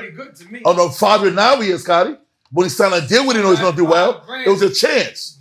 It was a chance. Cardi, you can come and help. It was a chance there. Okay, Cardi, we didn't know Fivio's phone was gonna blow up like that. It worked, but what if he didn't blow up, Cardi? You know what I think? I think if I don't know how much Hov got for his event, but y'all was more independent. Hov was more independent. But look, you check it out. I think if more artists came out and say, yo, because I think somebody else did say, that happened to me too. Nori, I think Nori said that. I think Nori put out a tweet and said, yo, Fivio, don't trip. I got robbed too. But if more people said that, it wouldn't be excusable. But what I'm saying is you'll find out that, damn, well, it wasn't just you, Fivio. Fucking Nori got $5,000 when he signed. And look where he turned up. So you'll get better perspective on it. We're not here. We're trying to make some sense, bro. I'm trying to sit here with you and learn something. I ain't here to just sit here with you and sweat and just argue for argument's sake. That ain't cool to me. I didn't feel that. I'm just saying. No, I'm trying to help everybody. Like, yo, bro, when we have these debates, when we have these talks, we gotta leave with something. We ain't sit here to leave tomorrow. We have the same argument with somebody new. What the fuck was this for? Yo, we trying to learn something, right? And bro, let me interject to what this man is saying too. Let me give 2 minutes of record business knowledge, since I have 10 years experience in the record business industry. You know what you hear a lot also from artists is like, how come the deals always benefit the labels so much? You know why? Because the part that the artists don't look at and the people that surround the team don't look at is that if I give you $600,000, $1 million, whatever, and you don't sell a record or you sell 2 records, They're in the hole. who's paying me back? Nobody. Yeah. They don't realize that though. Yeah. They go, they record label gets all the royalties and all this. Yo, bro. So the all it is. 5,000. So the 5,000 that you saying that, because we're gonna conclude with this one. It's a little more. No, I ain't say $5,000 bad. A little more. No. What I'm saying is the piece that you missed out on, Big Face, is first of all, Fivio was not the guy Mace wanted to sign. He actually did him a favor. Now he took off, right? He took off. Granted, he took off. That's a good thing. These are good problems. These are what I call good problems. You get what I'm saying? It's a problem, but it's more than a good problem because that 5,000 essentially turned into 5 million for Fivio. Yeah. So without that 5,000, you don't have 5 million. Does that make sense? You're right. So that's a good problem, and you can't skip past the story of Mace had to come out of his pocket. I don't really know the logistics of that, but from what I know, because I have to preference that from what I know, right? All right. From what I know, they was in a group. It was a group of people. You get what I'm saying? It's like this, Big Face. We walk to the store right now, grab a beer, grab a fucking Hennessy, right? Okay. We find 5 random kids. What are you gonna give them? $1 million? No. And he turns out to be the next Drake? You can give him $1 million right now if you had it. We're gonna give him $1 million right now because a year from now he be the next Drake. We don't know that. That nigga could be the next Father MC. And right. If Father MC was dope, but what I'm saying is no diss to him. But what I'm saying is, I like Father C. I like Father C. That's why check it out. That's why I don't like interviews like giving references to people because niggas take they name as example. They take it too far, right? Where does the record label get the bro? We don't know, bro. If we walk to the store, we don't know we finding the next Drake. Now, granted, we hit it. We found the next Drake. Do we know that going to the store right now? No, you don't. So now what we gonna give the next Drake if we don't know? We gonna give him what he got. We gonna believe him. We gonna like his music stuff, right? But we gonna give him the mother load and not with no knowledge of anything in return. It's all a gamble. It's all a risk. Mace it wouldn't have been no headline if Mace lost his $5,000. Nobody would have said nothing because Mace wouldn't have said nothing. So it would just been nothing. But guess what? He would have still been 5,000 less richer. But nobody cares about that. You know what's so funny? One thing about me, and it's not juicy. It's not. I talk a lot of shit, You know but what then I'm saying? I'm educated. So once this man just broke this down in Cardi, it's not bad about 10. But because when you lose all the way. Ain't nobody talking about your $5,000. I don't sue Yeah. Gary. I don't sue Cardan, Yeah. whoever. I don't sue them. Now Right. I want to It's a move. loss. I want to move forward. One time. Ready? I hit up Big Glow. I say, yo, Glow, what up? He said, boy, you tough as fuck. Enough's enough. It's time to level up. Don't play, go harder now. What you do? Switch the name, bitches. Ain't on Cardan now. Fuck these niggas raw with a sick dick. 100 on the drum. Oh, that's the big clip. I might take your bitch out on a picnic. Oh my God. So yo, G, one of the other things I wanted to mention with this young man Dizzle is that when I was working with him heavily, and it was a privilege to do that, we did. I believe I brought him to you, I believe, and I believe you gave him a shot at doing a Ghostwriter song for ODB. Yes. And I forgot who did the beat, but my bro. It probably was Bula. No, it's Grease. It was Grease. Grease did it. Grease did it. It was Bula. He killed that shit in like 2 days. Like Grease did it. Yeah, I remember working with Bula. All right, nah. So you know what? For everybody that don't know, this guy Cotty. So at a time, man, you know, right before the Rock, what you know. I don't want to say dismantle because that sound like it comes off bad, but essentially, Yeah, we folded, man. I'm with the Rock. No. But I want to say right before that, you know, right around the dipset time, right around, you know, it was still half because I remember Big Face. I did some shit with before we get into that. So Cotty, right? Obviously these guys are good friends, right? So you know, Big Face was in the offices. Y'all seen him on the Yeezy. Y'all seen him on Yeezus like a few times. Yeah, I was on there a little bit, but right. So obviously a Big Face was in the building, right? So Cardi was like, man, yo, Cardi, I fuck with you. You know what I mean? I like the music that you make, man, and I think, you know what I mean. I want to help you. So he, you know, his friends, which was Big Face, which was essentially Rocafella Records. Yes. All right. So I feel like, yo, at a time it was about to go down. I was making songs. I was kind of incorporating things. Good song. Yo, so so yeah, we did ODB, and this is time ODB got out. Y'all seen his doc on MTV, right? And he got the rock chain. I think Dame. Somebody, I don't know if y'all went to pick him up. I'm not sure about that. Right. So he came in the studio. Yep. Right, Dame. So he in the studio. So I wrote a song for ODB. Crazy. So now just imagine. So I want y'all to understand this. Imagine writing a song for ODB. Now, like. Good luck, my nigga. Because what makes him him is what makes him him is the shit that we don't. He was crazy. We don't think of, right? He's like a Dory to me. ODB. They like the shit that makes them them.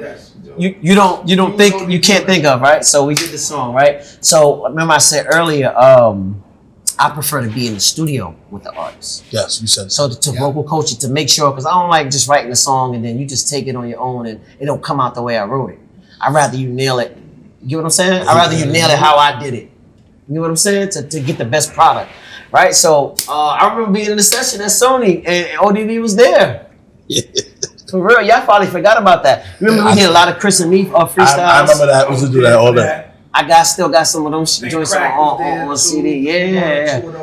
I ultimately formed me and Petey is actually friends. Yeah. I go out fully fuck with Petey. You got that sometime? That's what I got, man. I know that. I haven't been there in a long time, but he should have been blew up, but it's different. Nah, he's somebody like me, but he had more opportunity. Yeah. He had more opportunity, but you know, what they call it is like unsung. You know what I'm saying? Or it's like, you know, it's kind of like unsung, right? So it's like, yo, my nigga, damn, you know, and this happens in all facets of music. And I feel like, I do feel like PD is one of them. I feel like Young Chris is one of them. Nah, PD misses beat. I always thought like Young Chris is one of them. It's just a little tough at that time. So nah, and you know, a lot of things that people don't know, man, and this is a good time to ramble, right? Mm-hmm. So a lot of times people don't know is with the industry, man, it changes, right?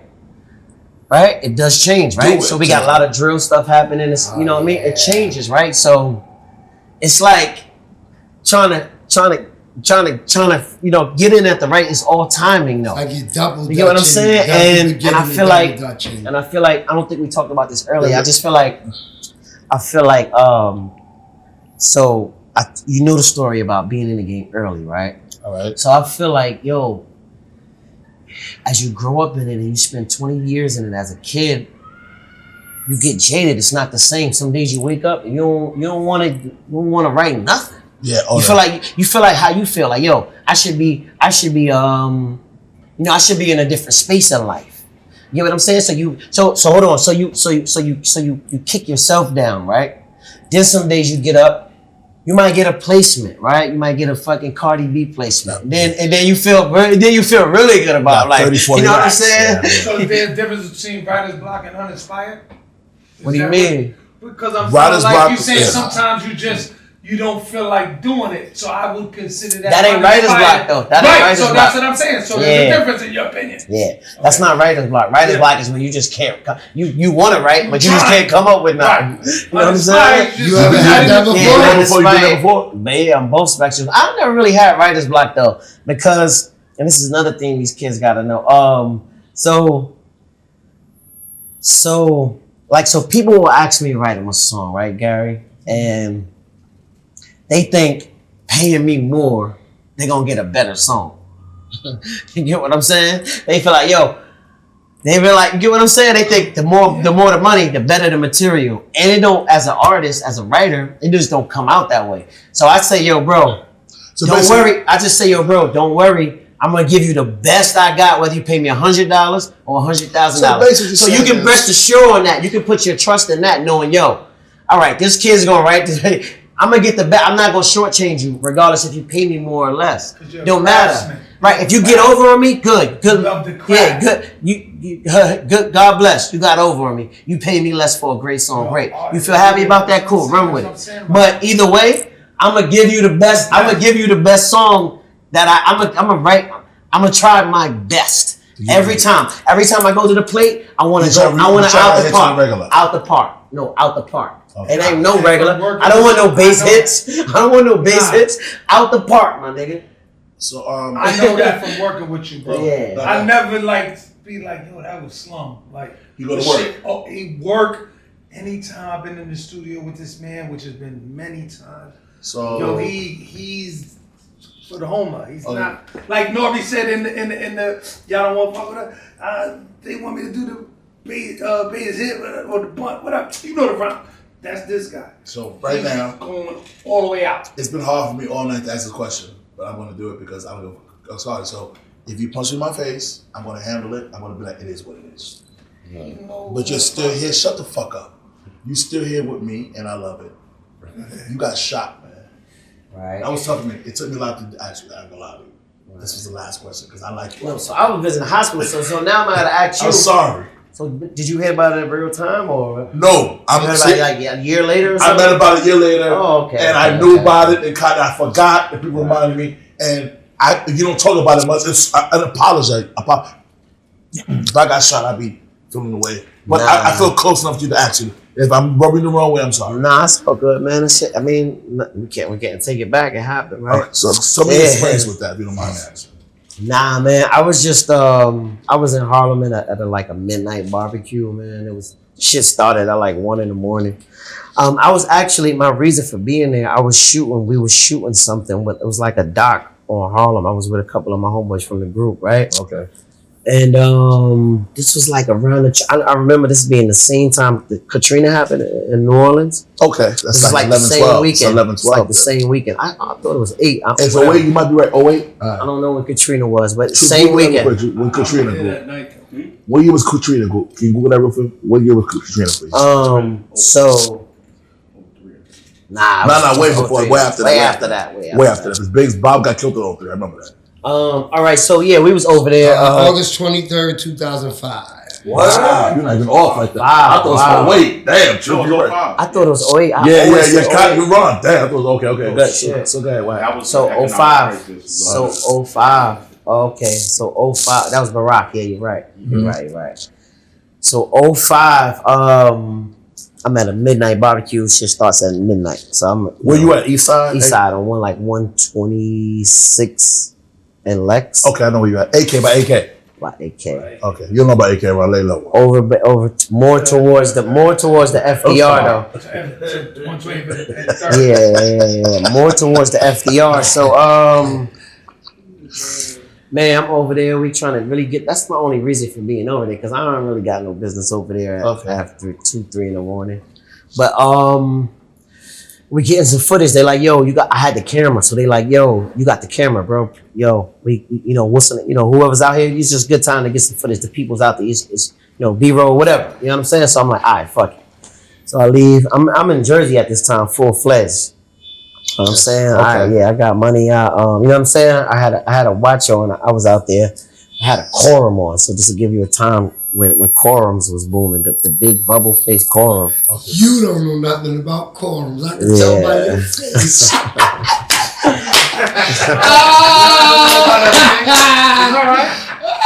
Yo, me being a man, I ain't gonna lie. Rob, you got me back. I don't know what a quorum is. You know what it is, Gabby? Nope. Alright, we don't tell them. I know. Bro, you don't either, bro. Bro, you don't either. So school all of us. I just School us. School us. We all front. Pull up a picture so you can pass it He had a around. lot of fashion. No. I remember you had a rolling. I remember you had a rolling before. I had the quorum on that night. Okay. And I'm surprised they know the quorum. Hood niggas know what quorums are usually. you'll see it. You probably recognize it when you see it. Shiny, right. It was expensive. It was a bubble joint. Yeah, it was. It was a good watch. Let me see it. I don't know which one you had, but Let's see. It's the humans. Quorum. Oh, hold on. Let me show you. I'll put bubble in here. It was a quorum bubble. It was nice. It was expensive watch. But my thing is, see. Wrong figure which one it was. They didn't know what it was. They didn't know. They got lucky, nigga. They didn't know what it was. That's what I'm telling you. That's the irony. That's and what I'm about to pissed me say, off. no. I'm about to tell They you. trying to leave my man over. They don't know what it is. Piece of shit. Bro, I didn't even get robbed though. I just got shot.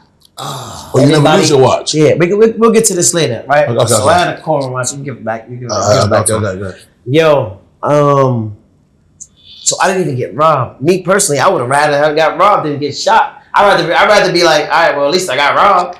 You get what I'm saying? Yeah. But turns out I just got shot. Like, goddamn. Why you shot? He was just being a hater? No, that wasn't he. It was multiple guys. But we was around, watch. Like, people go crazy for jury, man. These niggas are in their life and sit in jail for 100 years for a watch. But that's not neither here nor there. But listen. I'm sorry. So let me finish the story for you really quick, right? So was over there. It was a bunch of us. We shooting. We had a camera out with people, right? A couple guys come down the block. They like, yo, don't run. Of course, everybody runs. They just start shooting. Boom, boom, boom, boom. My other man got hit. I just got hit the worst. Of course, I was the target because they wanted to watch. But I fell. Like, you know how you see the horses? You see the white horses, you see your whole life flash in front of you. People say that ain't real. That shit is real. People think that shit ain't real. When everybody like who had a near death experience. Like, yo, I see my life flash in front of me. You be like, yeah, whatever, nigga, that shit real. The ambulance, let me tell you. So I get hit, boom, I go down really quick. 40, I think it's a 40 hollow point bullet. So I'll go down. But so I'll sit there and that's when it flashed. I'm there for a couple seconds and I thought they would just come because you don't really know why you getting robbed. Of course, it ended up to be a botched robbery, right? But you don't know at the time. You think, damn, did I hit fucking nigga girl? Whoop, the fuck, what did I do? Did I take the wrong FedEx package? You don't know what you did. At the time, you just like, God damn, this how it's gonna go? Those niggas hate, you don't know. You can't, you're not computing that right then at the time, right? So I'm down, I'm like, damn, fuck. So I waited. I'm just like, I guess this is it. But it ain't nothing happened. So I get up and start running like, oh shit, I got some strength. You know, adrenaline kick in. You up. So I start running. Boom, boom, I'm chucking, running. Got hit again, like in my foot, falls again. But I'm like 50 yards out at this time. They still shooting. Shots by now. So you got hit twice. Yes, no. Bro, I got hit like 3-4 times. Listen, so I gets up. I sound like Freaky Zeke. Yo, boom. So the nigga bang, bang. And the nigga throw me in the feed. Bang, bang. That's the New York shit. Nah, it's really not funny. I'm just making fun of it. I'm sorry, man. But it's good. No, you got shot. You know the Freaky Zeke. You shot my face. That shit ain't funny, man. The nigga throws me in the Cobra clutch. Bang, bang. Nah, check it out. So I'm like, so I get up, runs, man, I fall again. Then I successfully made it to a place where nobody was at, like really down the block. And I called this girl, saved me, really. She called the ambulance. She like, yo, I heard the shot. She see me bleeding and shit. She like, yo, I'm calling the ambulance. They pushed me to a corner where I was like out the way, and the ambulance came. God bless, man. So you got shot 4 times or 3 times? You don't know. Shit, I got the whole description on paper. You know how they count, you know, like they say Nip, they say Nip got hit like 11 times, but you know, they count like entries, exits, you know, a lot of that shit adds up to you being shot. How long you in hospital? At least 3 weeks. Thank so God. I had the 2. All right, well, you know, I'm sad. You see my whole mental change. I don't like that type of shit. Sorry, I had that. I'm glad you're here with us, and I love you. So now, I don't usually give people passes on my show. Talk about the fuck you want to talk about. I can't just ramble, but No, but I will say this though. See, Cardan, I'm talking about me. I'm talking shit. I'm a journalist, so I'm a reel you through. When Cardi brought you to me, I didn't know who the fuck he was. Right. But then Cardi used to, he's a child friend of mine, so he used to beat me in your head. He used to record shit, Cardi, let me hear it. I used to like how you used to, it's just a why you rhyme. I used to love. Right. I can't explain it when you rhyme a little bit for us, because we're going to get a freestyle of him. A little song. That's my man. We're going to go song out. I was like, yo, Cardi's right. This kid is amazing, man. And I really feel if Rocafella didn't close down, I would have got you from placements, man. Yeah. It was kind of a bad situation. Because I was in the studio with Dame. We was in the studio with Dame too. I remember being in the studio with Dame. And believe it or not, Cardi and Dame had their weird relationship. Yeah, I probably forgot that. Cardi, is it fair to say that? You and Dame were friends. You just had a weird relationship. They used to joke around a lot so much, you and him, man. Yeah, but when it came to this man, you know, primarily at that moment, because Jay was already at the level he was at. Yeah. I was really, I think I was going through you really too big, because I remember one day, Biggs called you like, yo, why you ain't give me something for Cardan? Like I might have gave you a CD, and then you might have not brought it to the label at the time, and then a week later I seen Biggs, and I was like, yo, G gave me the shit, and he was like, nah, you might have had it on the, like something, like no big deal, like, but just something minor, but it was at the end. You forgot a lot of shit though, huh? No, Cardi, I didn't forget. But Cardi, you understand something. Crazy. The thing, I'm gonna go forward and back to you. Cardi is history, because Cardi was working for Loud with Mom Deep with all the biggest label in the world. They tell me get the meeting. Cardi got the meeting. Yeah. And Steve Rifkin passed on it. No, so what it was Biggs used to come to the GOAT. We just hang out, drink, talk. We used to all be there. He's gonna chill with me like on my back. Hang out and drink and chill. Yeah, he's like a and you used to come. You knew I was working for Loud at the time, so Biggs used to call me in the truck. Yo, come here, so they like sneak me off. Like when we all drinking in the GOAT, he'd pull me to the car to the range at the time, and I heard Can I Live, I heard whatever. Somebody go to. So short, yo, bro. So Cardi, I bought Cardi, put it together. Wrong. Steve Rifkin was like, So look, G. So big. I said, yo, this man crazy. So Jay. So you was like, yo, either I told Biggs or we told Biggs, yo, let me talk to Steve. But you set it up when I was working with Steve. And I had a meeting with Dane, Biggs, Jay, a dude named Brett Wright, who was in charge of marketing. Clown. And Rifkin. Cardi, put it on me. Listen. He was a clown. So we had that meeting. Clown. Steve was like, yo, Cardi, you know, yo, I said, yo, bro, we need to, this is next. Whatever happened, it didn't work out. No. You're trying to be nice. I'm not gonna let you do that. Let me do what I gotta say. Steve Rifkin said, you're not a type artist, Jay-Z, to hold. That turned, I don't know what was. I remember he turned Ron. That's when Dame got mad and said, we tired of this shit. We got our own money. They opened their own label up and things turned. It's documented. So you can say one of my biggest mistakes I ever made was not signing Jay-Z. Am I lying, guys? I don't know that. But I see that. But if you say that, I seen him say that. Okay. I'm not gonna. Bottom line, he was your boss. I hope he said that. No, it doesn't matter. It's not that. But all I'm saying is, I'm my own boss. No, I'm about to tell you. I'm on. Steve Rifkin is a dude that I love and respect, but I don't have to hold myself for nobody right now. I'm about to tell you. I know Riggs Morales. I love this guy. I don't know Riggs Morales. I know who that is. That's how Cardi is. He's like a Riggs Morales, man. He's just implementing it, right? No, but Cardi, excuse me if I forgot I'm with you. I remember when I met you, Cardi came to my house, told me, but the thing with you, Cardi, was things moved a little fast, a lot going on, but I always thought. I think it was the timing of that. If we would have did that 2 years earlier, it would have been up. Yeah. It would have been up.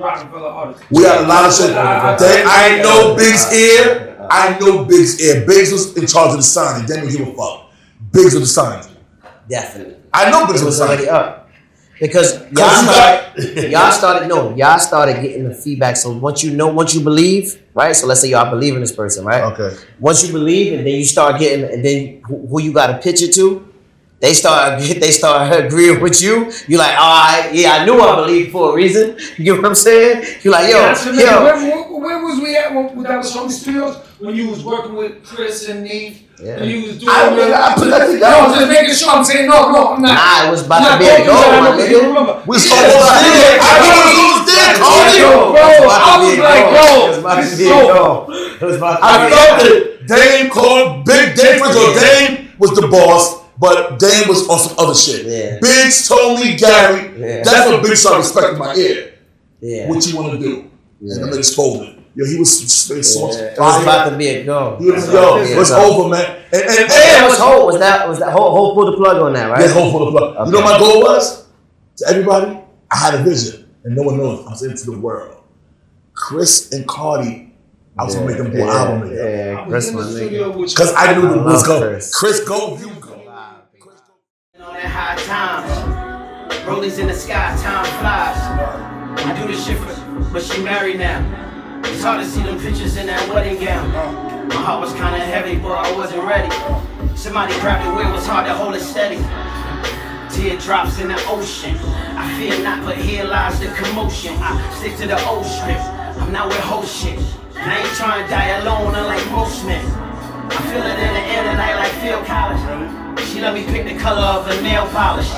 I hit it butt naked in a red bottle. We cuddle up and talk about the real. Forward, I thought this was a good deal. I don't think Mase was going to give him 10 grand for Harlem World. That's not bad to me. That was good. I mean, to me, that era, I don't know his money. I don't cover. Yeah, 10 grand is all you, non-recoupable, hopefully. And non-recoupable. And you had a non-recoupable. I don't think that was a bad deal. Base and Cam's defense. So Cam is like, yo, I seen Cam drink champs. Cam was like, bro, you're not gonna give me 10 grand. And you know what? Yeah. Cam was worth way more than 10 grand. I was worth way more than 10 grand. Because I didn't really actually sign to Harlem World because I had a deal. You had a deal with a penalty already. So I couldn't really sign to them. I don't know why, because I feel like you can sign, you can be in a group and be solo, but for whatever reason, I didn't sign with them, right? Yeah. So to Cam's defense, he was worth more than that. But to Mace's defense, listen, it's me. We can't. A lot of niggas like skipping the bulk of the story. It's like, bro, we getting this. This is happening because of me. Can we acknowledge that at some where down the line do we acknowledge this shit happening because of me? And I should get the animal share. Now I don't know the percentage. I don't know the animal share that he should have got. I'm not a lawyer. I don't really know that. But what I'm saying is that deal happened because of him. I don't know what he deserves from that. Okay. I would say at least half, right? I would say if JD and Columbia gave him $2 million, he would take home $1 million. We all know everything is taxable. Yes. We all know everything costs. We know we got to pay for videos. We got to pay for studio, right? So if I was Mace, maybe if there was 500,000 left, I would have gave the group at least 20. So you're right, 10, 5. 20. No. The money that was a good deal. I'm not mad at that deal. Bro, I was a teenager. 5,000 was like 50 for me. Yeah. So I'm gonna make you laugh. So me, when we're ready to do this, when we get the Big Face Gary shows, I'm gonna do jeweler to have a mold that nobody can touch. You gotta come to me first. So you, Cam, and Mace were the only ones who had the Harlem World tattoo. Yeah. Who in your heart would be the fourth one the champion will make one for? With your permission, your opinion. I think Jim has one. He just don't have it the same style as we got. Okay. Jim has one. Jim was with us, man. I'm on a lot of Jim Jones stuff too. I'm on Jim Jones' last albums. I did still dipset with him. Okay. All of them. Jim was there, man. I'm just reflecting back to when we was all just, you know what I mean? The innocent times, man, before the money and the fame came and changed people. Mm-hmm. Like, you know, these guys are way more famous than I am. So I still got a sense of humility I got a different perspective. You know They're more famous with you because you chose to be more low key. I'm going to be honest with you. You could have been big like them, but Cardan, I always looked at you as like a happy-go-lucky because you like me. There's certain things you say. You don't like violence. You're not with all that bullshit. Like, you'll fall back. If $1 million come your way, it's going to cost a killing, keep your $1 million. Because you're not an animal like that. I'm still a street guy. No. I didn't take that from you. Right. Yo, you super. What I think I would like to interject and say is that Go ahead, Cotty. no disrespect to anyone you said, but me knowing this man, he's not a clout chaser. Yeah. That's what I'm at. Cotty, help me out. Yeah. True. Yeah, you're not a clout chaser. There you go. Craft, he's a monster. You know Light? Uncle Light? Light, talk about you old school. You talk about, he's light skinned. He said you're not a clout chaser either. Nah. You just live your life there. Yeah. He loves what he does, but he doesn't care about. Nah, I'm not gonna sell my integrity for no likes and stuff, bro. You know what I'm saying? Like I see a lot of people that does things for likes. And yo, bro, very well. we talking about this internet world. That shit is a circus, bro. And we know what's the circus. We know one of the top three. We know the top 3 circus mascots is what? Well, we know we got a clown. You're wrong. He's loyal to the craft. Well, we know we got clowns in there. Not the circus part. So basically, what you're saying to me is that my opinion. the fourth person with Jim Jones, technically. I would say Jim Jones. I would say rest in peace, Huddy 6. We talking about guys. You know, I'm talking about the originals. I'm not really talking about like group members because some niggas join Harlem World for the opportunity. So I wouldn't say they deserve a Harlem World tattoo when they just wanted it for opportunity. You know what I'm saying? So it depends, man. It's more about the integrity of it. I think whoever has the integrity of it should deserve it. Well, I'm saying because when I'm ready and I go to the jeweler, ain't nobody gonna give nobody. No one's gonna Big Face Gary show jewelry, but I'm talking to me because I know who deserves it. Everybody don't deserve it. Let me make it clear. Because Cardan, I'm not violent. Yeah. I split a nigga shit from head to head. Yeah. The nigga not gonna wear this that because I know the work we put in for this shit. Now, right now, who would you have Mace do a versus with before the Fat Joe? You tried to do the job. Yeah. I would like to see Mace and Cam. That's not bad, man. I would like to see Mace. Cotty, that's not bad, Cotty. No, I think that's. Mace might see Mace and Cam. Wow. Mace got records, okay? What you got, G? What you got? Who you got? Mace make me dance, but Cam be saying some shit like that. I don't like the way you be sleeping on Cam on the low. No, that's my man. That's my man. No, you say he's official. Cam Distrato, Cam Beans is better than him. Nigga threw $100 at me, go get paid white Hey, yo, ass. and let me send this Very sound- disrespectful. let me send Remember what I this- just said? You ain't what I just said. I told Cam beans is better than him. The nigga threw $100 at me. Go get your paid white ass, G. Wow. Fuck you told you like that, G. Wow. And you my man. And I know Wow. Cam from basketball, not from rap. He's a Right. big time. He was a good ball player. Right, yeah. He So nice, who? nice. So you say Cam and Mace? That's a nice battle. Right, so let me just put this soundbite That's a out there in good case one. they run with this soundbite out of everything we talked about for an hour and a half, right?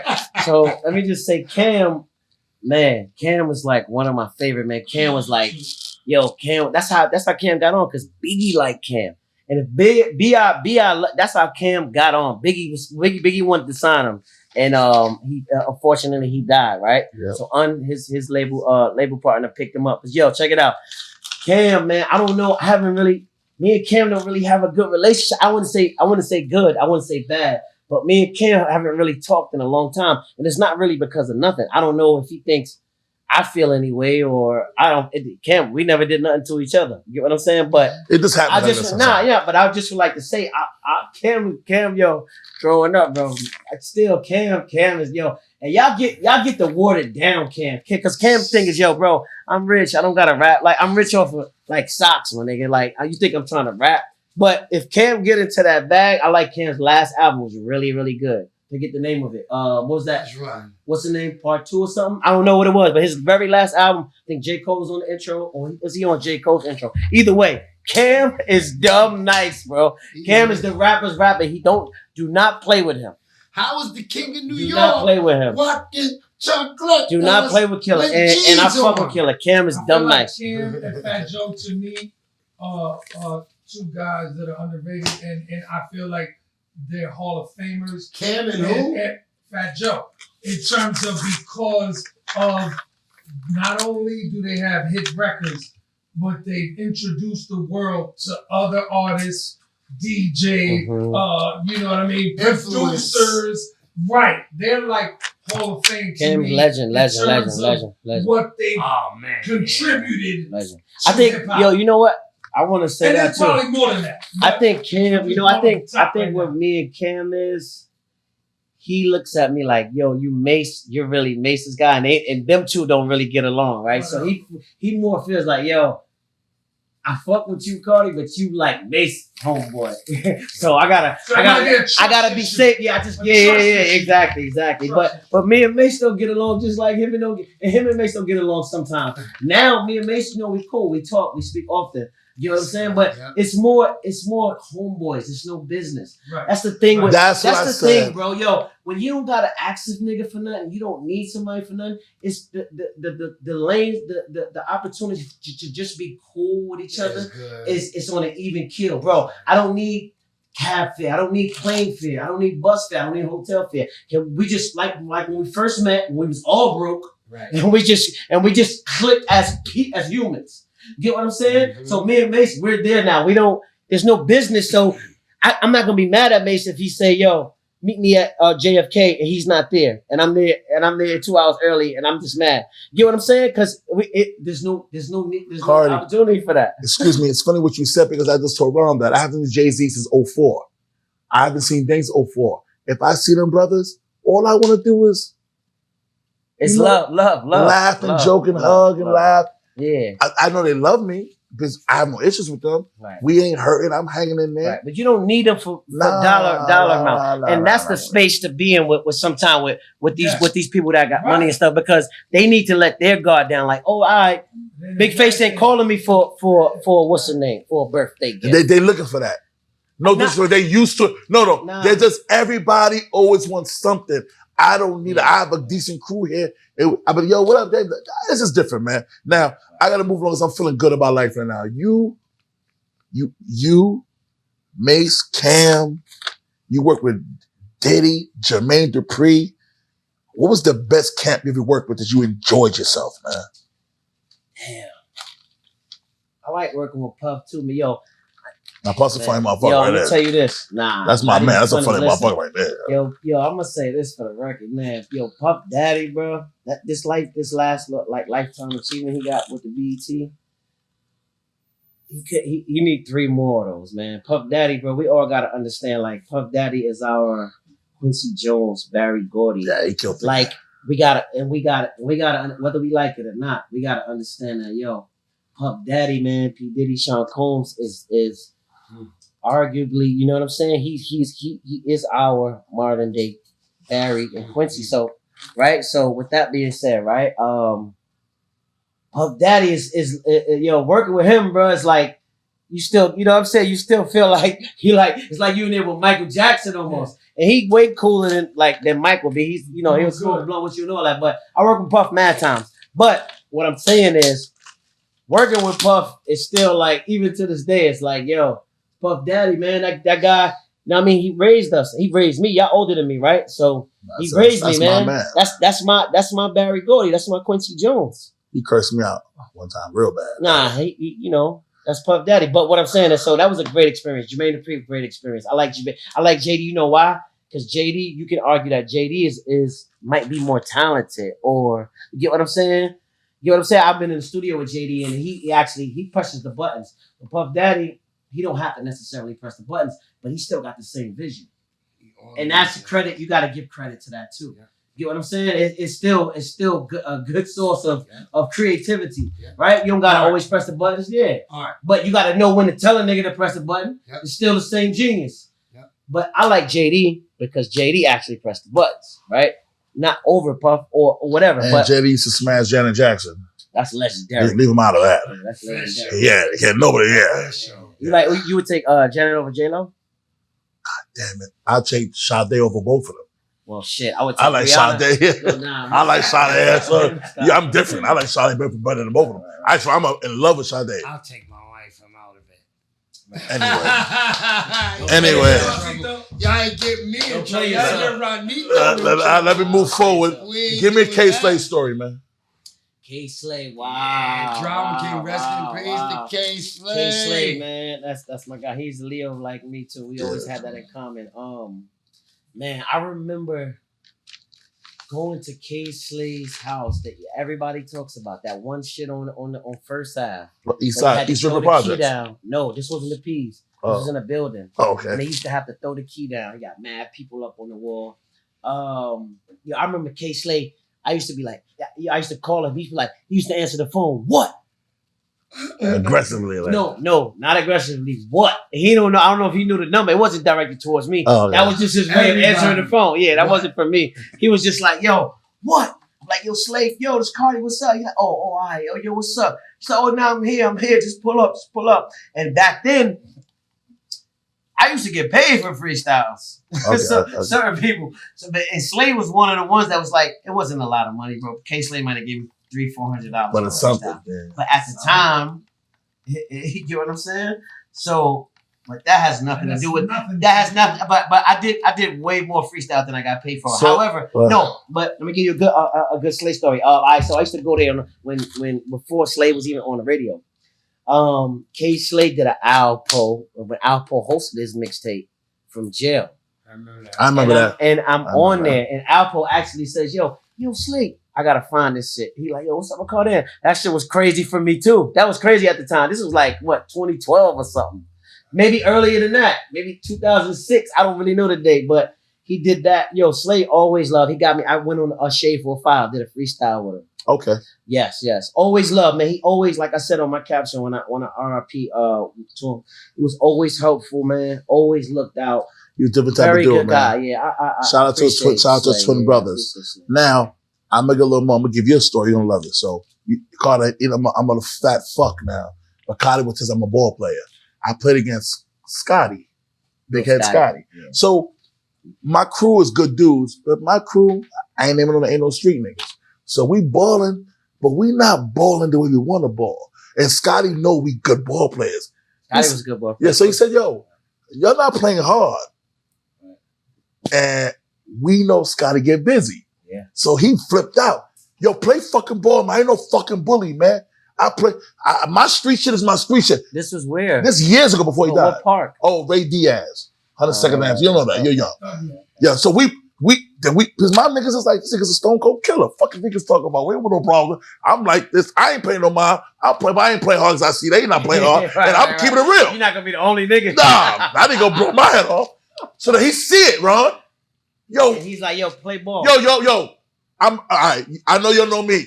I fuck with niggas in that world. Y'all ball players. Right. Can y'all play ball? We started going to war.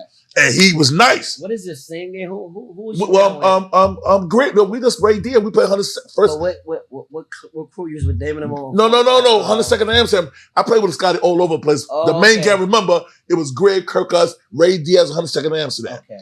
Cause Scott, forget Scott's street world, he really could play. He was a good ball player. No, he was. So Ron, he like, Cotty, like, these niggas ain't, I heard these niggas could play. Yeah. But we all passed it, Cotty, because we don't, you know. He wanted the competition though. Then he yo, man, what's going on, man? We talked to Greg, yo, can y'all play ball, man? I'm not with that shit, man. Y'all niggas is ball players. We started going to war. Then we beat them by like 4. And after the game, Scott said, that's what I'm talking about, man. I ain't no bully, man. Rest of y'all niggas play ball. So the funny shit is, because you talked about him, because you told me Lou Simmons out of the shootout. He told Cardan, don't come out tonight. There's gonna be some problems. He ended up getting shot. Yeah, but he ain't die on that one though. He got shot in his ass. That was a real Lou Simmons. That was a real shootout. That was when Harlem was Harlem. Yeah, right? yeah, bro. I told you. Scotty Harlem. he got killed on some other shit, but Lil Scotty, man. Yeah. Another one of my Leo brothers, man. Lil Scotty, his birthday coming up. He was good to you. You him he looked out for you. You was a baby then. It was like Kadoja though. You know the movie? Bronx Tale. Yeah. Just like that, bro. Just like that, man. I'm saying he it was just like that. He was Sonny. Kadoja was Kadoja. He was Sonny. That was the guy's name, right? Cause he said, "Yo, I'm me. Let me be me. I'm like you, not that." And he would tell me, bro. Hey, man, it's shit I can't even say on camera. No, I know. But Ron, I told Ron that yesterday. Scotty, you remember Cali, right, Cali? Big ass Scotty? No. But I'm telling you, Ron. So Frankie, he's nice, but he don't play the games in the streets. So remember, my niggas is like being passive.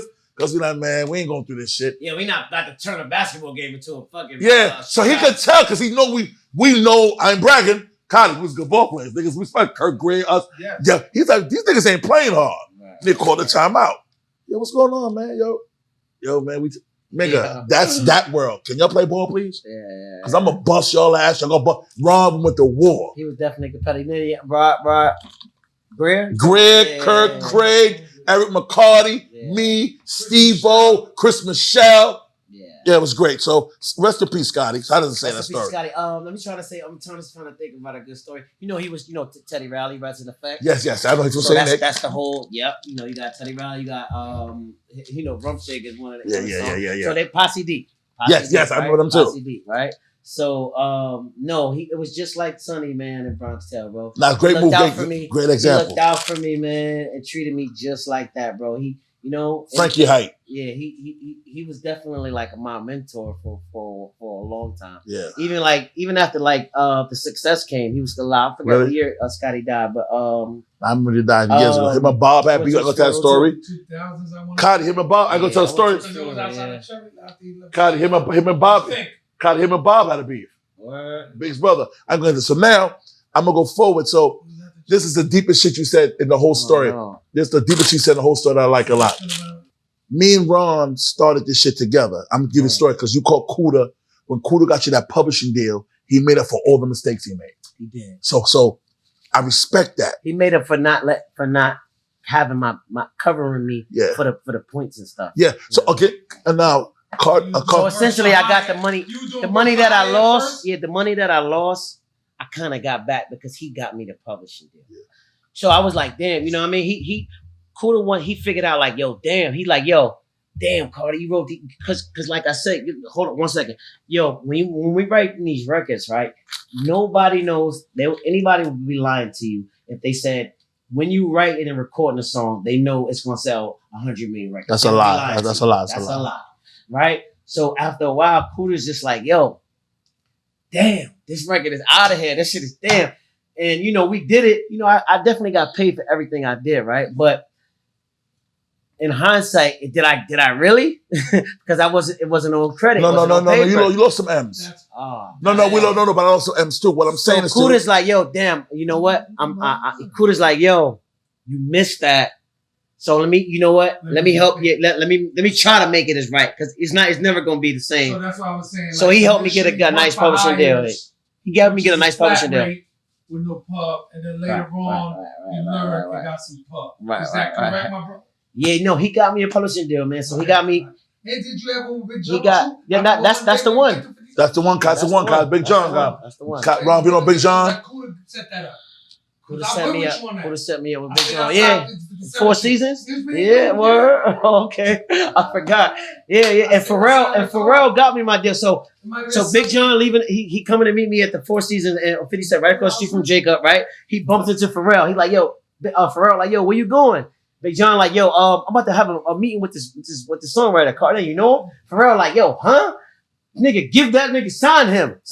And me and Big John, just us two. We had a meeting right in the 4 Seasons, just kind of certified a deal. He said, yo, I just bumped into Pharrell.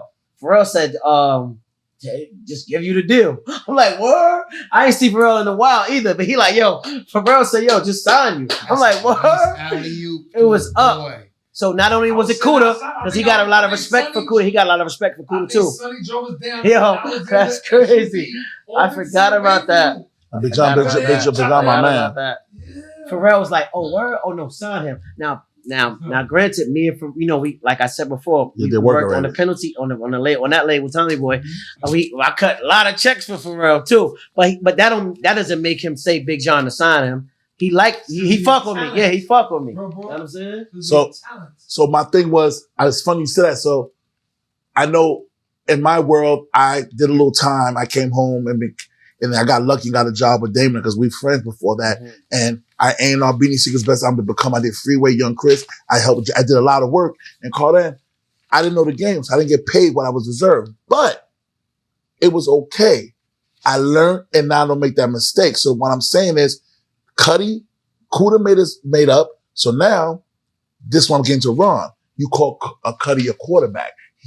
He can't let you down because you looked up to him. Get it right. Cuda got it right with the publishing deal. So what I'm saying with Ron is Ron's my quarterback, but the difference with Ron is was Ron there for the Rock days? No, talking about hell no. That nigga don't know. And I think God did I was it. Yeah, because I'm able to see life from an aspect of a hardworking dude who had to, climb up. So sometimes a lot of the stuff that's in the industry, I see it.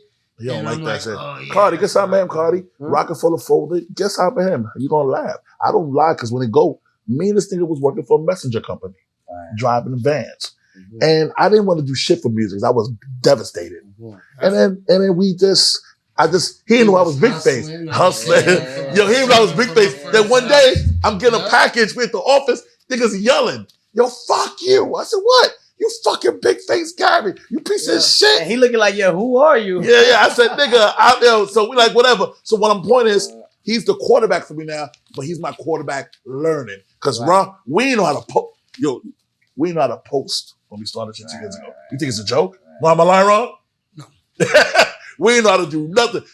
Frank had to learn a little shit this week with him. So my point is, Ron is my quarterback that we're learning. So Cuda, you made up for the millions. This kid's doing very well. He's driving. He got a crib. He got a daughter. Yo, Gary, he's driving. Yeah, almost 40 years old. I was about to tell you, Gary everybody don't drive though. Everybody don't drive though. Gary's 2 years older than you, he'd be like, yo, this kid is great. He'll put you 10 years. Yeah, I'd be like, first, I'm way older than Cardan. I'm not way older than you. I got Cardan. Cardan is. I'm not gonna say I got caught in my 12 years, brother. Almost 13 years. You, I ain't got by that much. 5 years. Well, let's pretend you got. But you might as well be me, right? Well, hold up, man. Yo, Cardan, you gotta give my props, man. I make this age by mistake, man. Shit hard out here, Cardan. Shit hard. But and they Cardan, as usual, I did it again. We did it. Cardan, Ronito, Frankito, Yankito, El Bugs, Scott the Truth, Cotty. Oh, we come back. Thank you. We're here. Cardan the Great. You did a great job. I love it, man. God did. Nah, that's so rough, man. You enjoy yourself? Nah, of course, bro. I can sit here long. I know. We'll do part 2 easily. Yeah. Already. You ready? This is a freestyle for you. One time for the passion of Tupac. 3 times for the beats I released on these rap niggas who try. Sunshine on me, a little water hood down. I ain't playing with these niggas, I don't even joke around with the new guy. Shit, let me calm down. Hold up. I don't need to see him no more, this is tunnel vision. I don't need a bunch of women, boy, I need 100 million. Say it's impossible, but now they got me on a mission. Doing how I'm doing like I'm doing every television.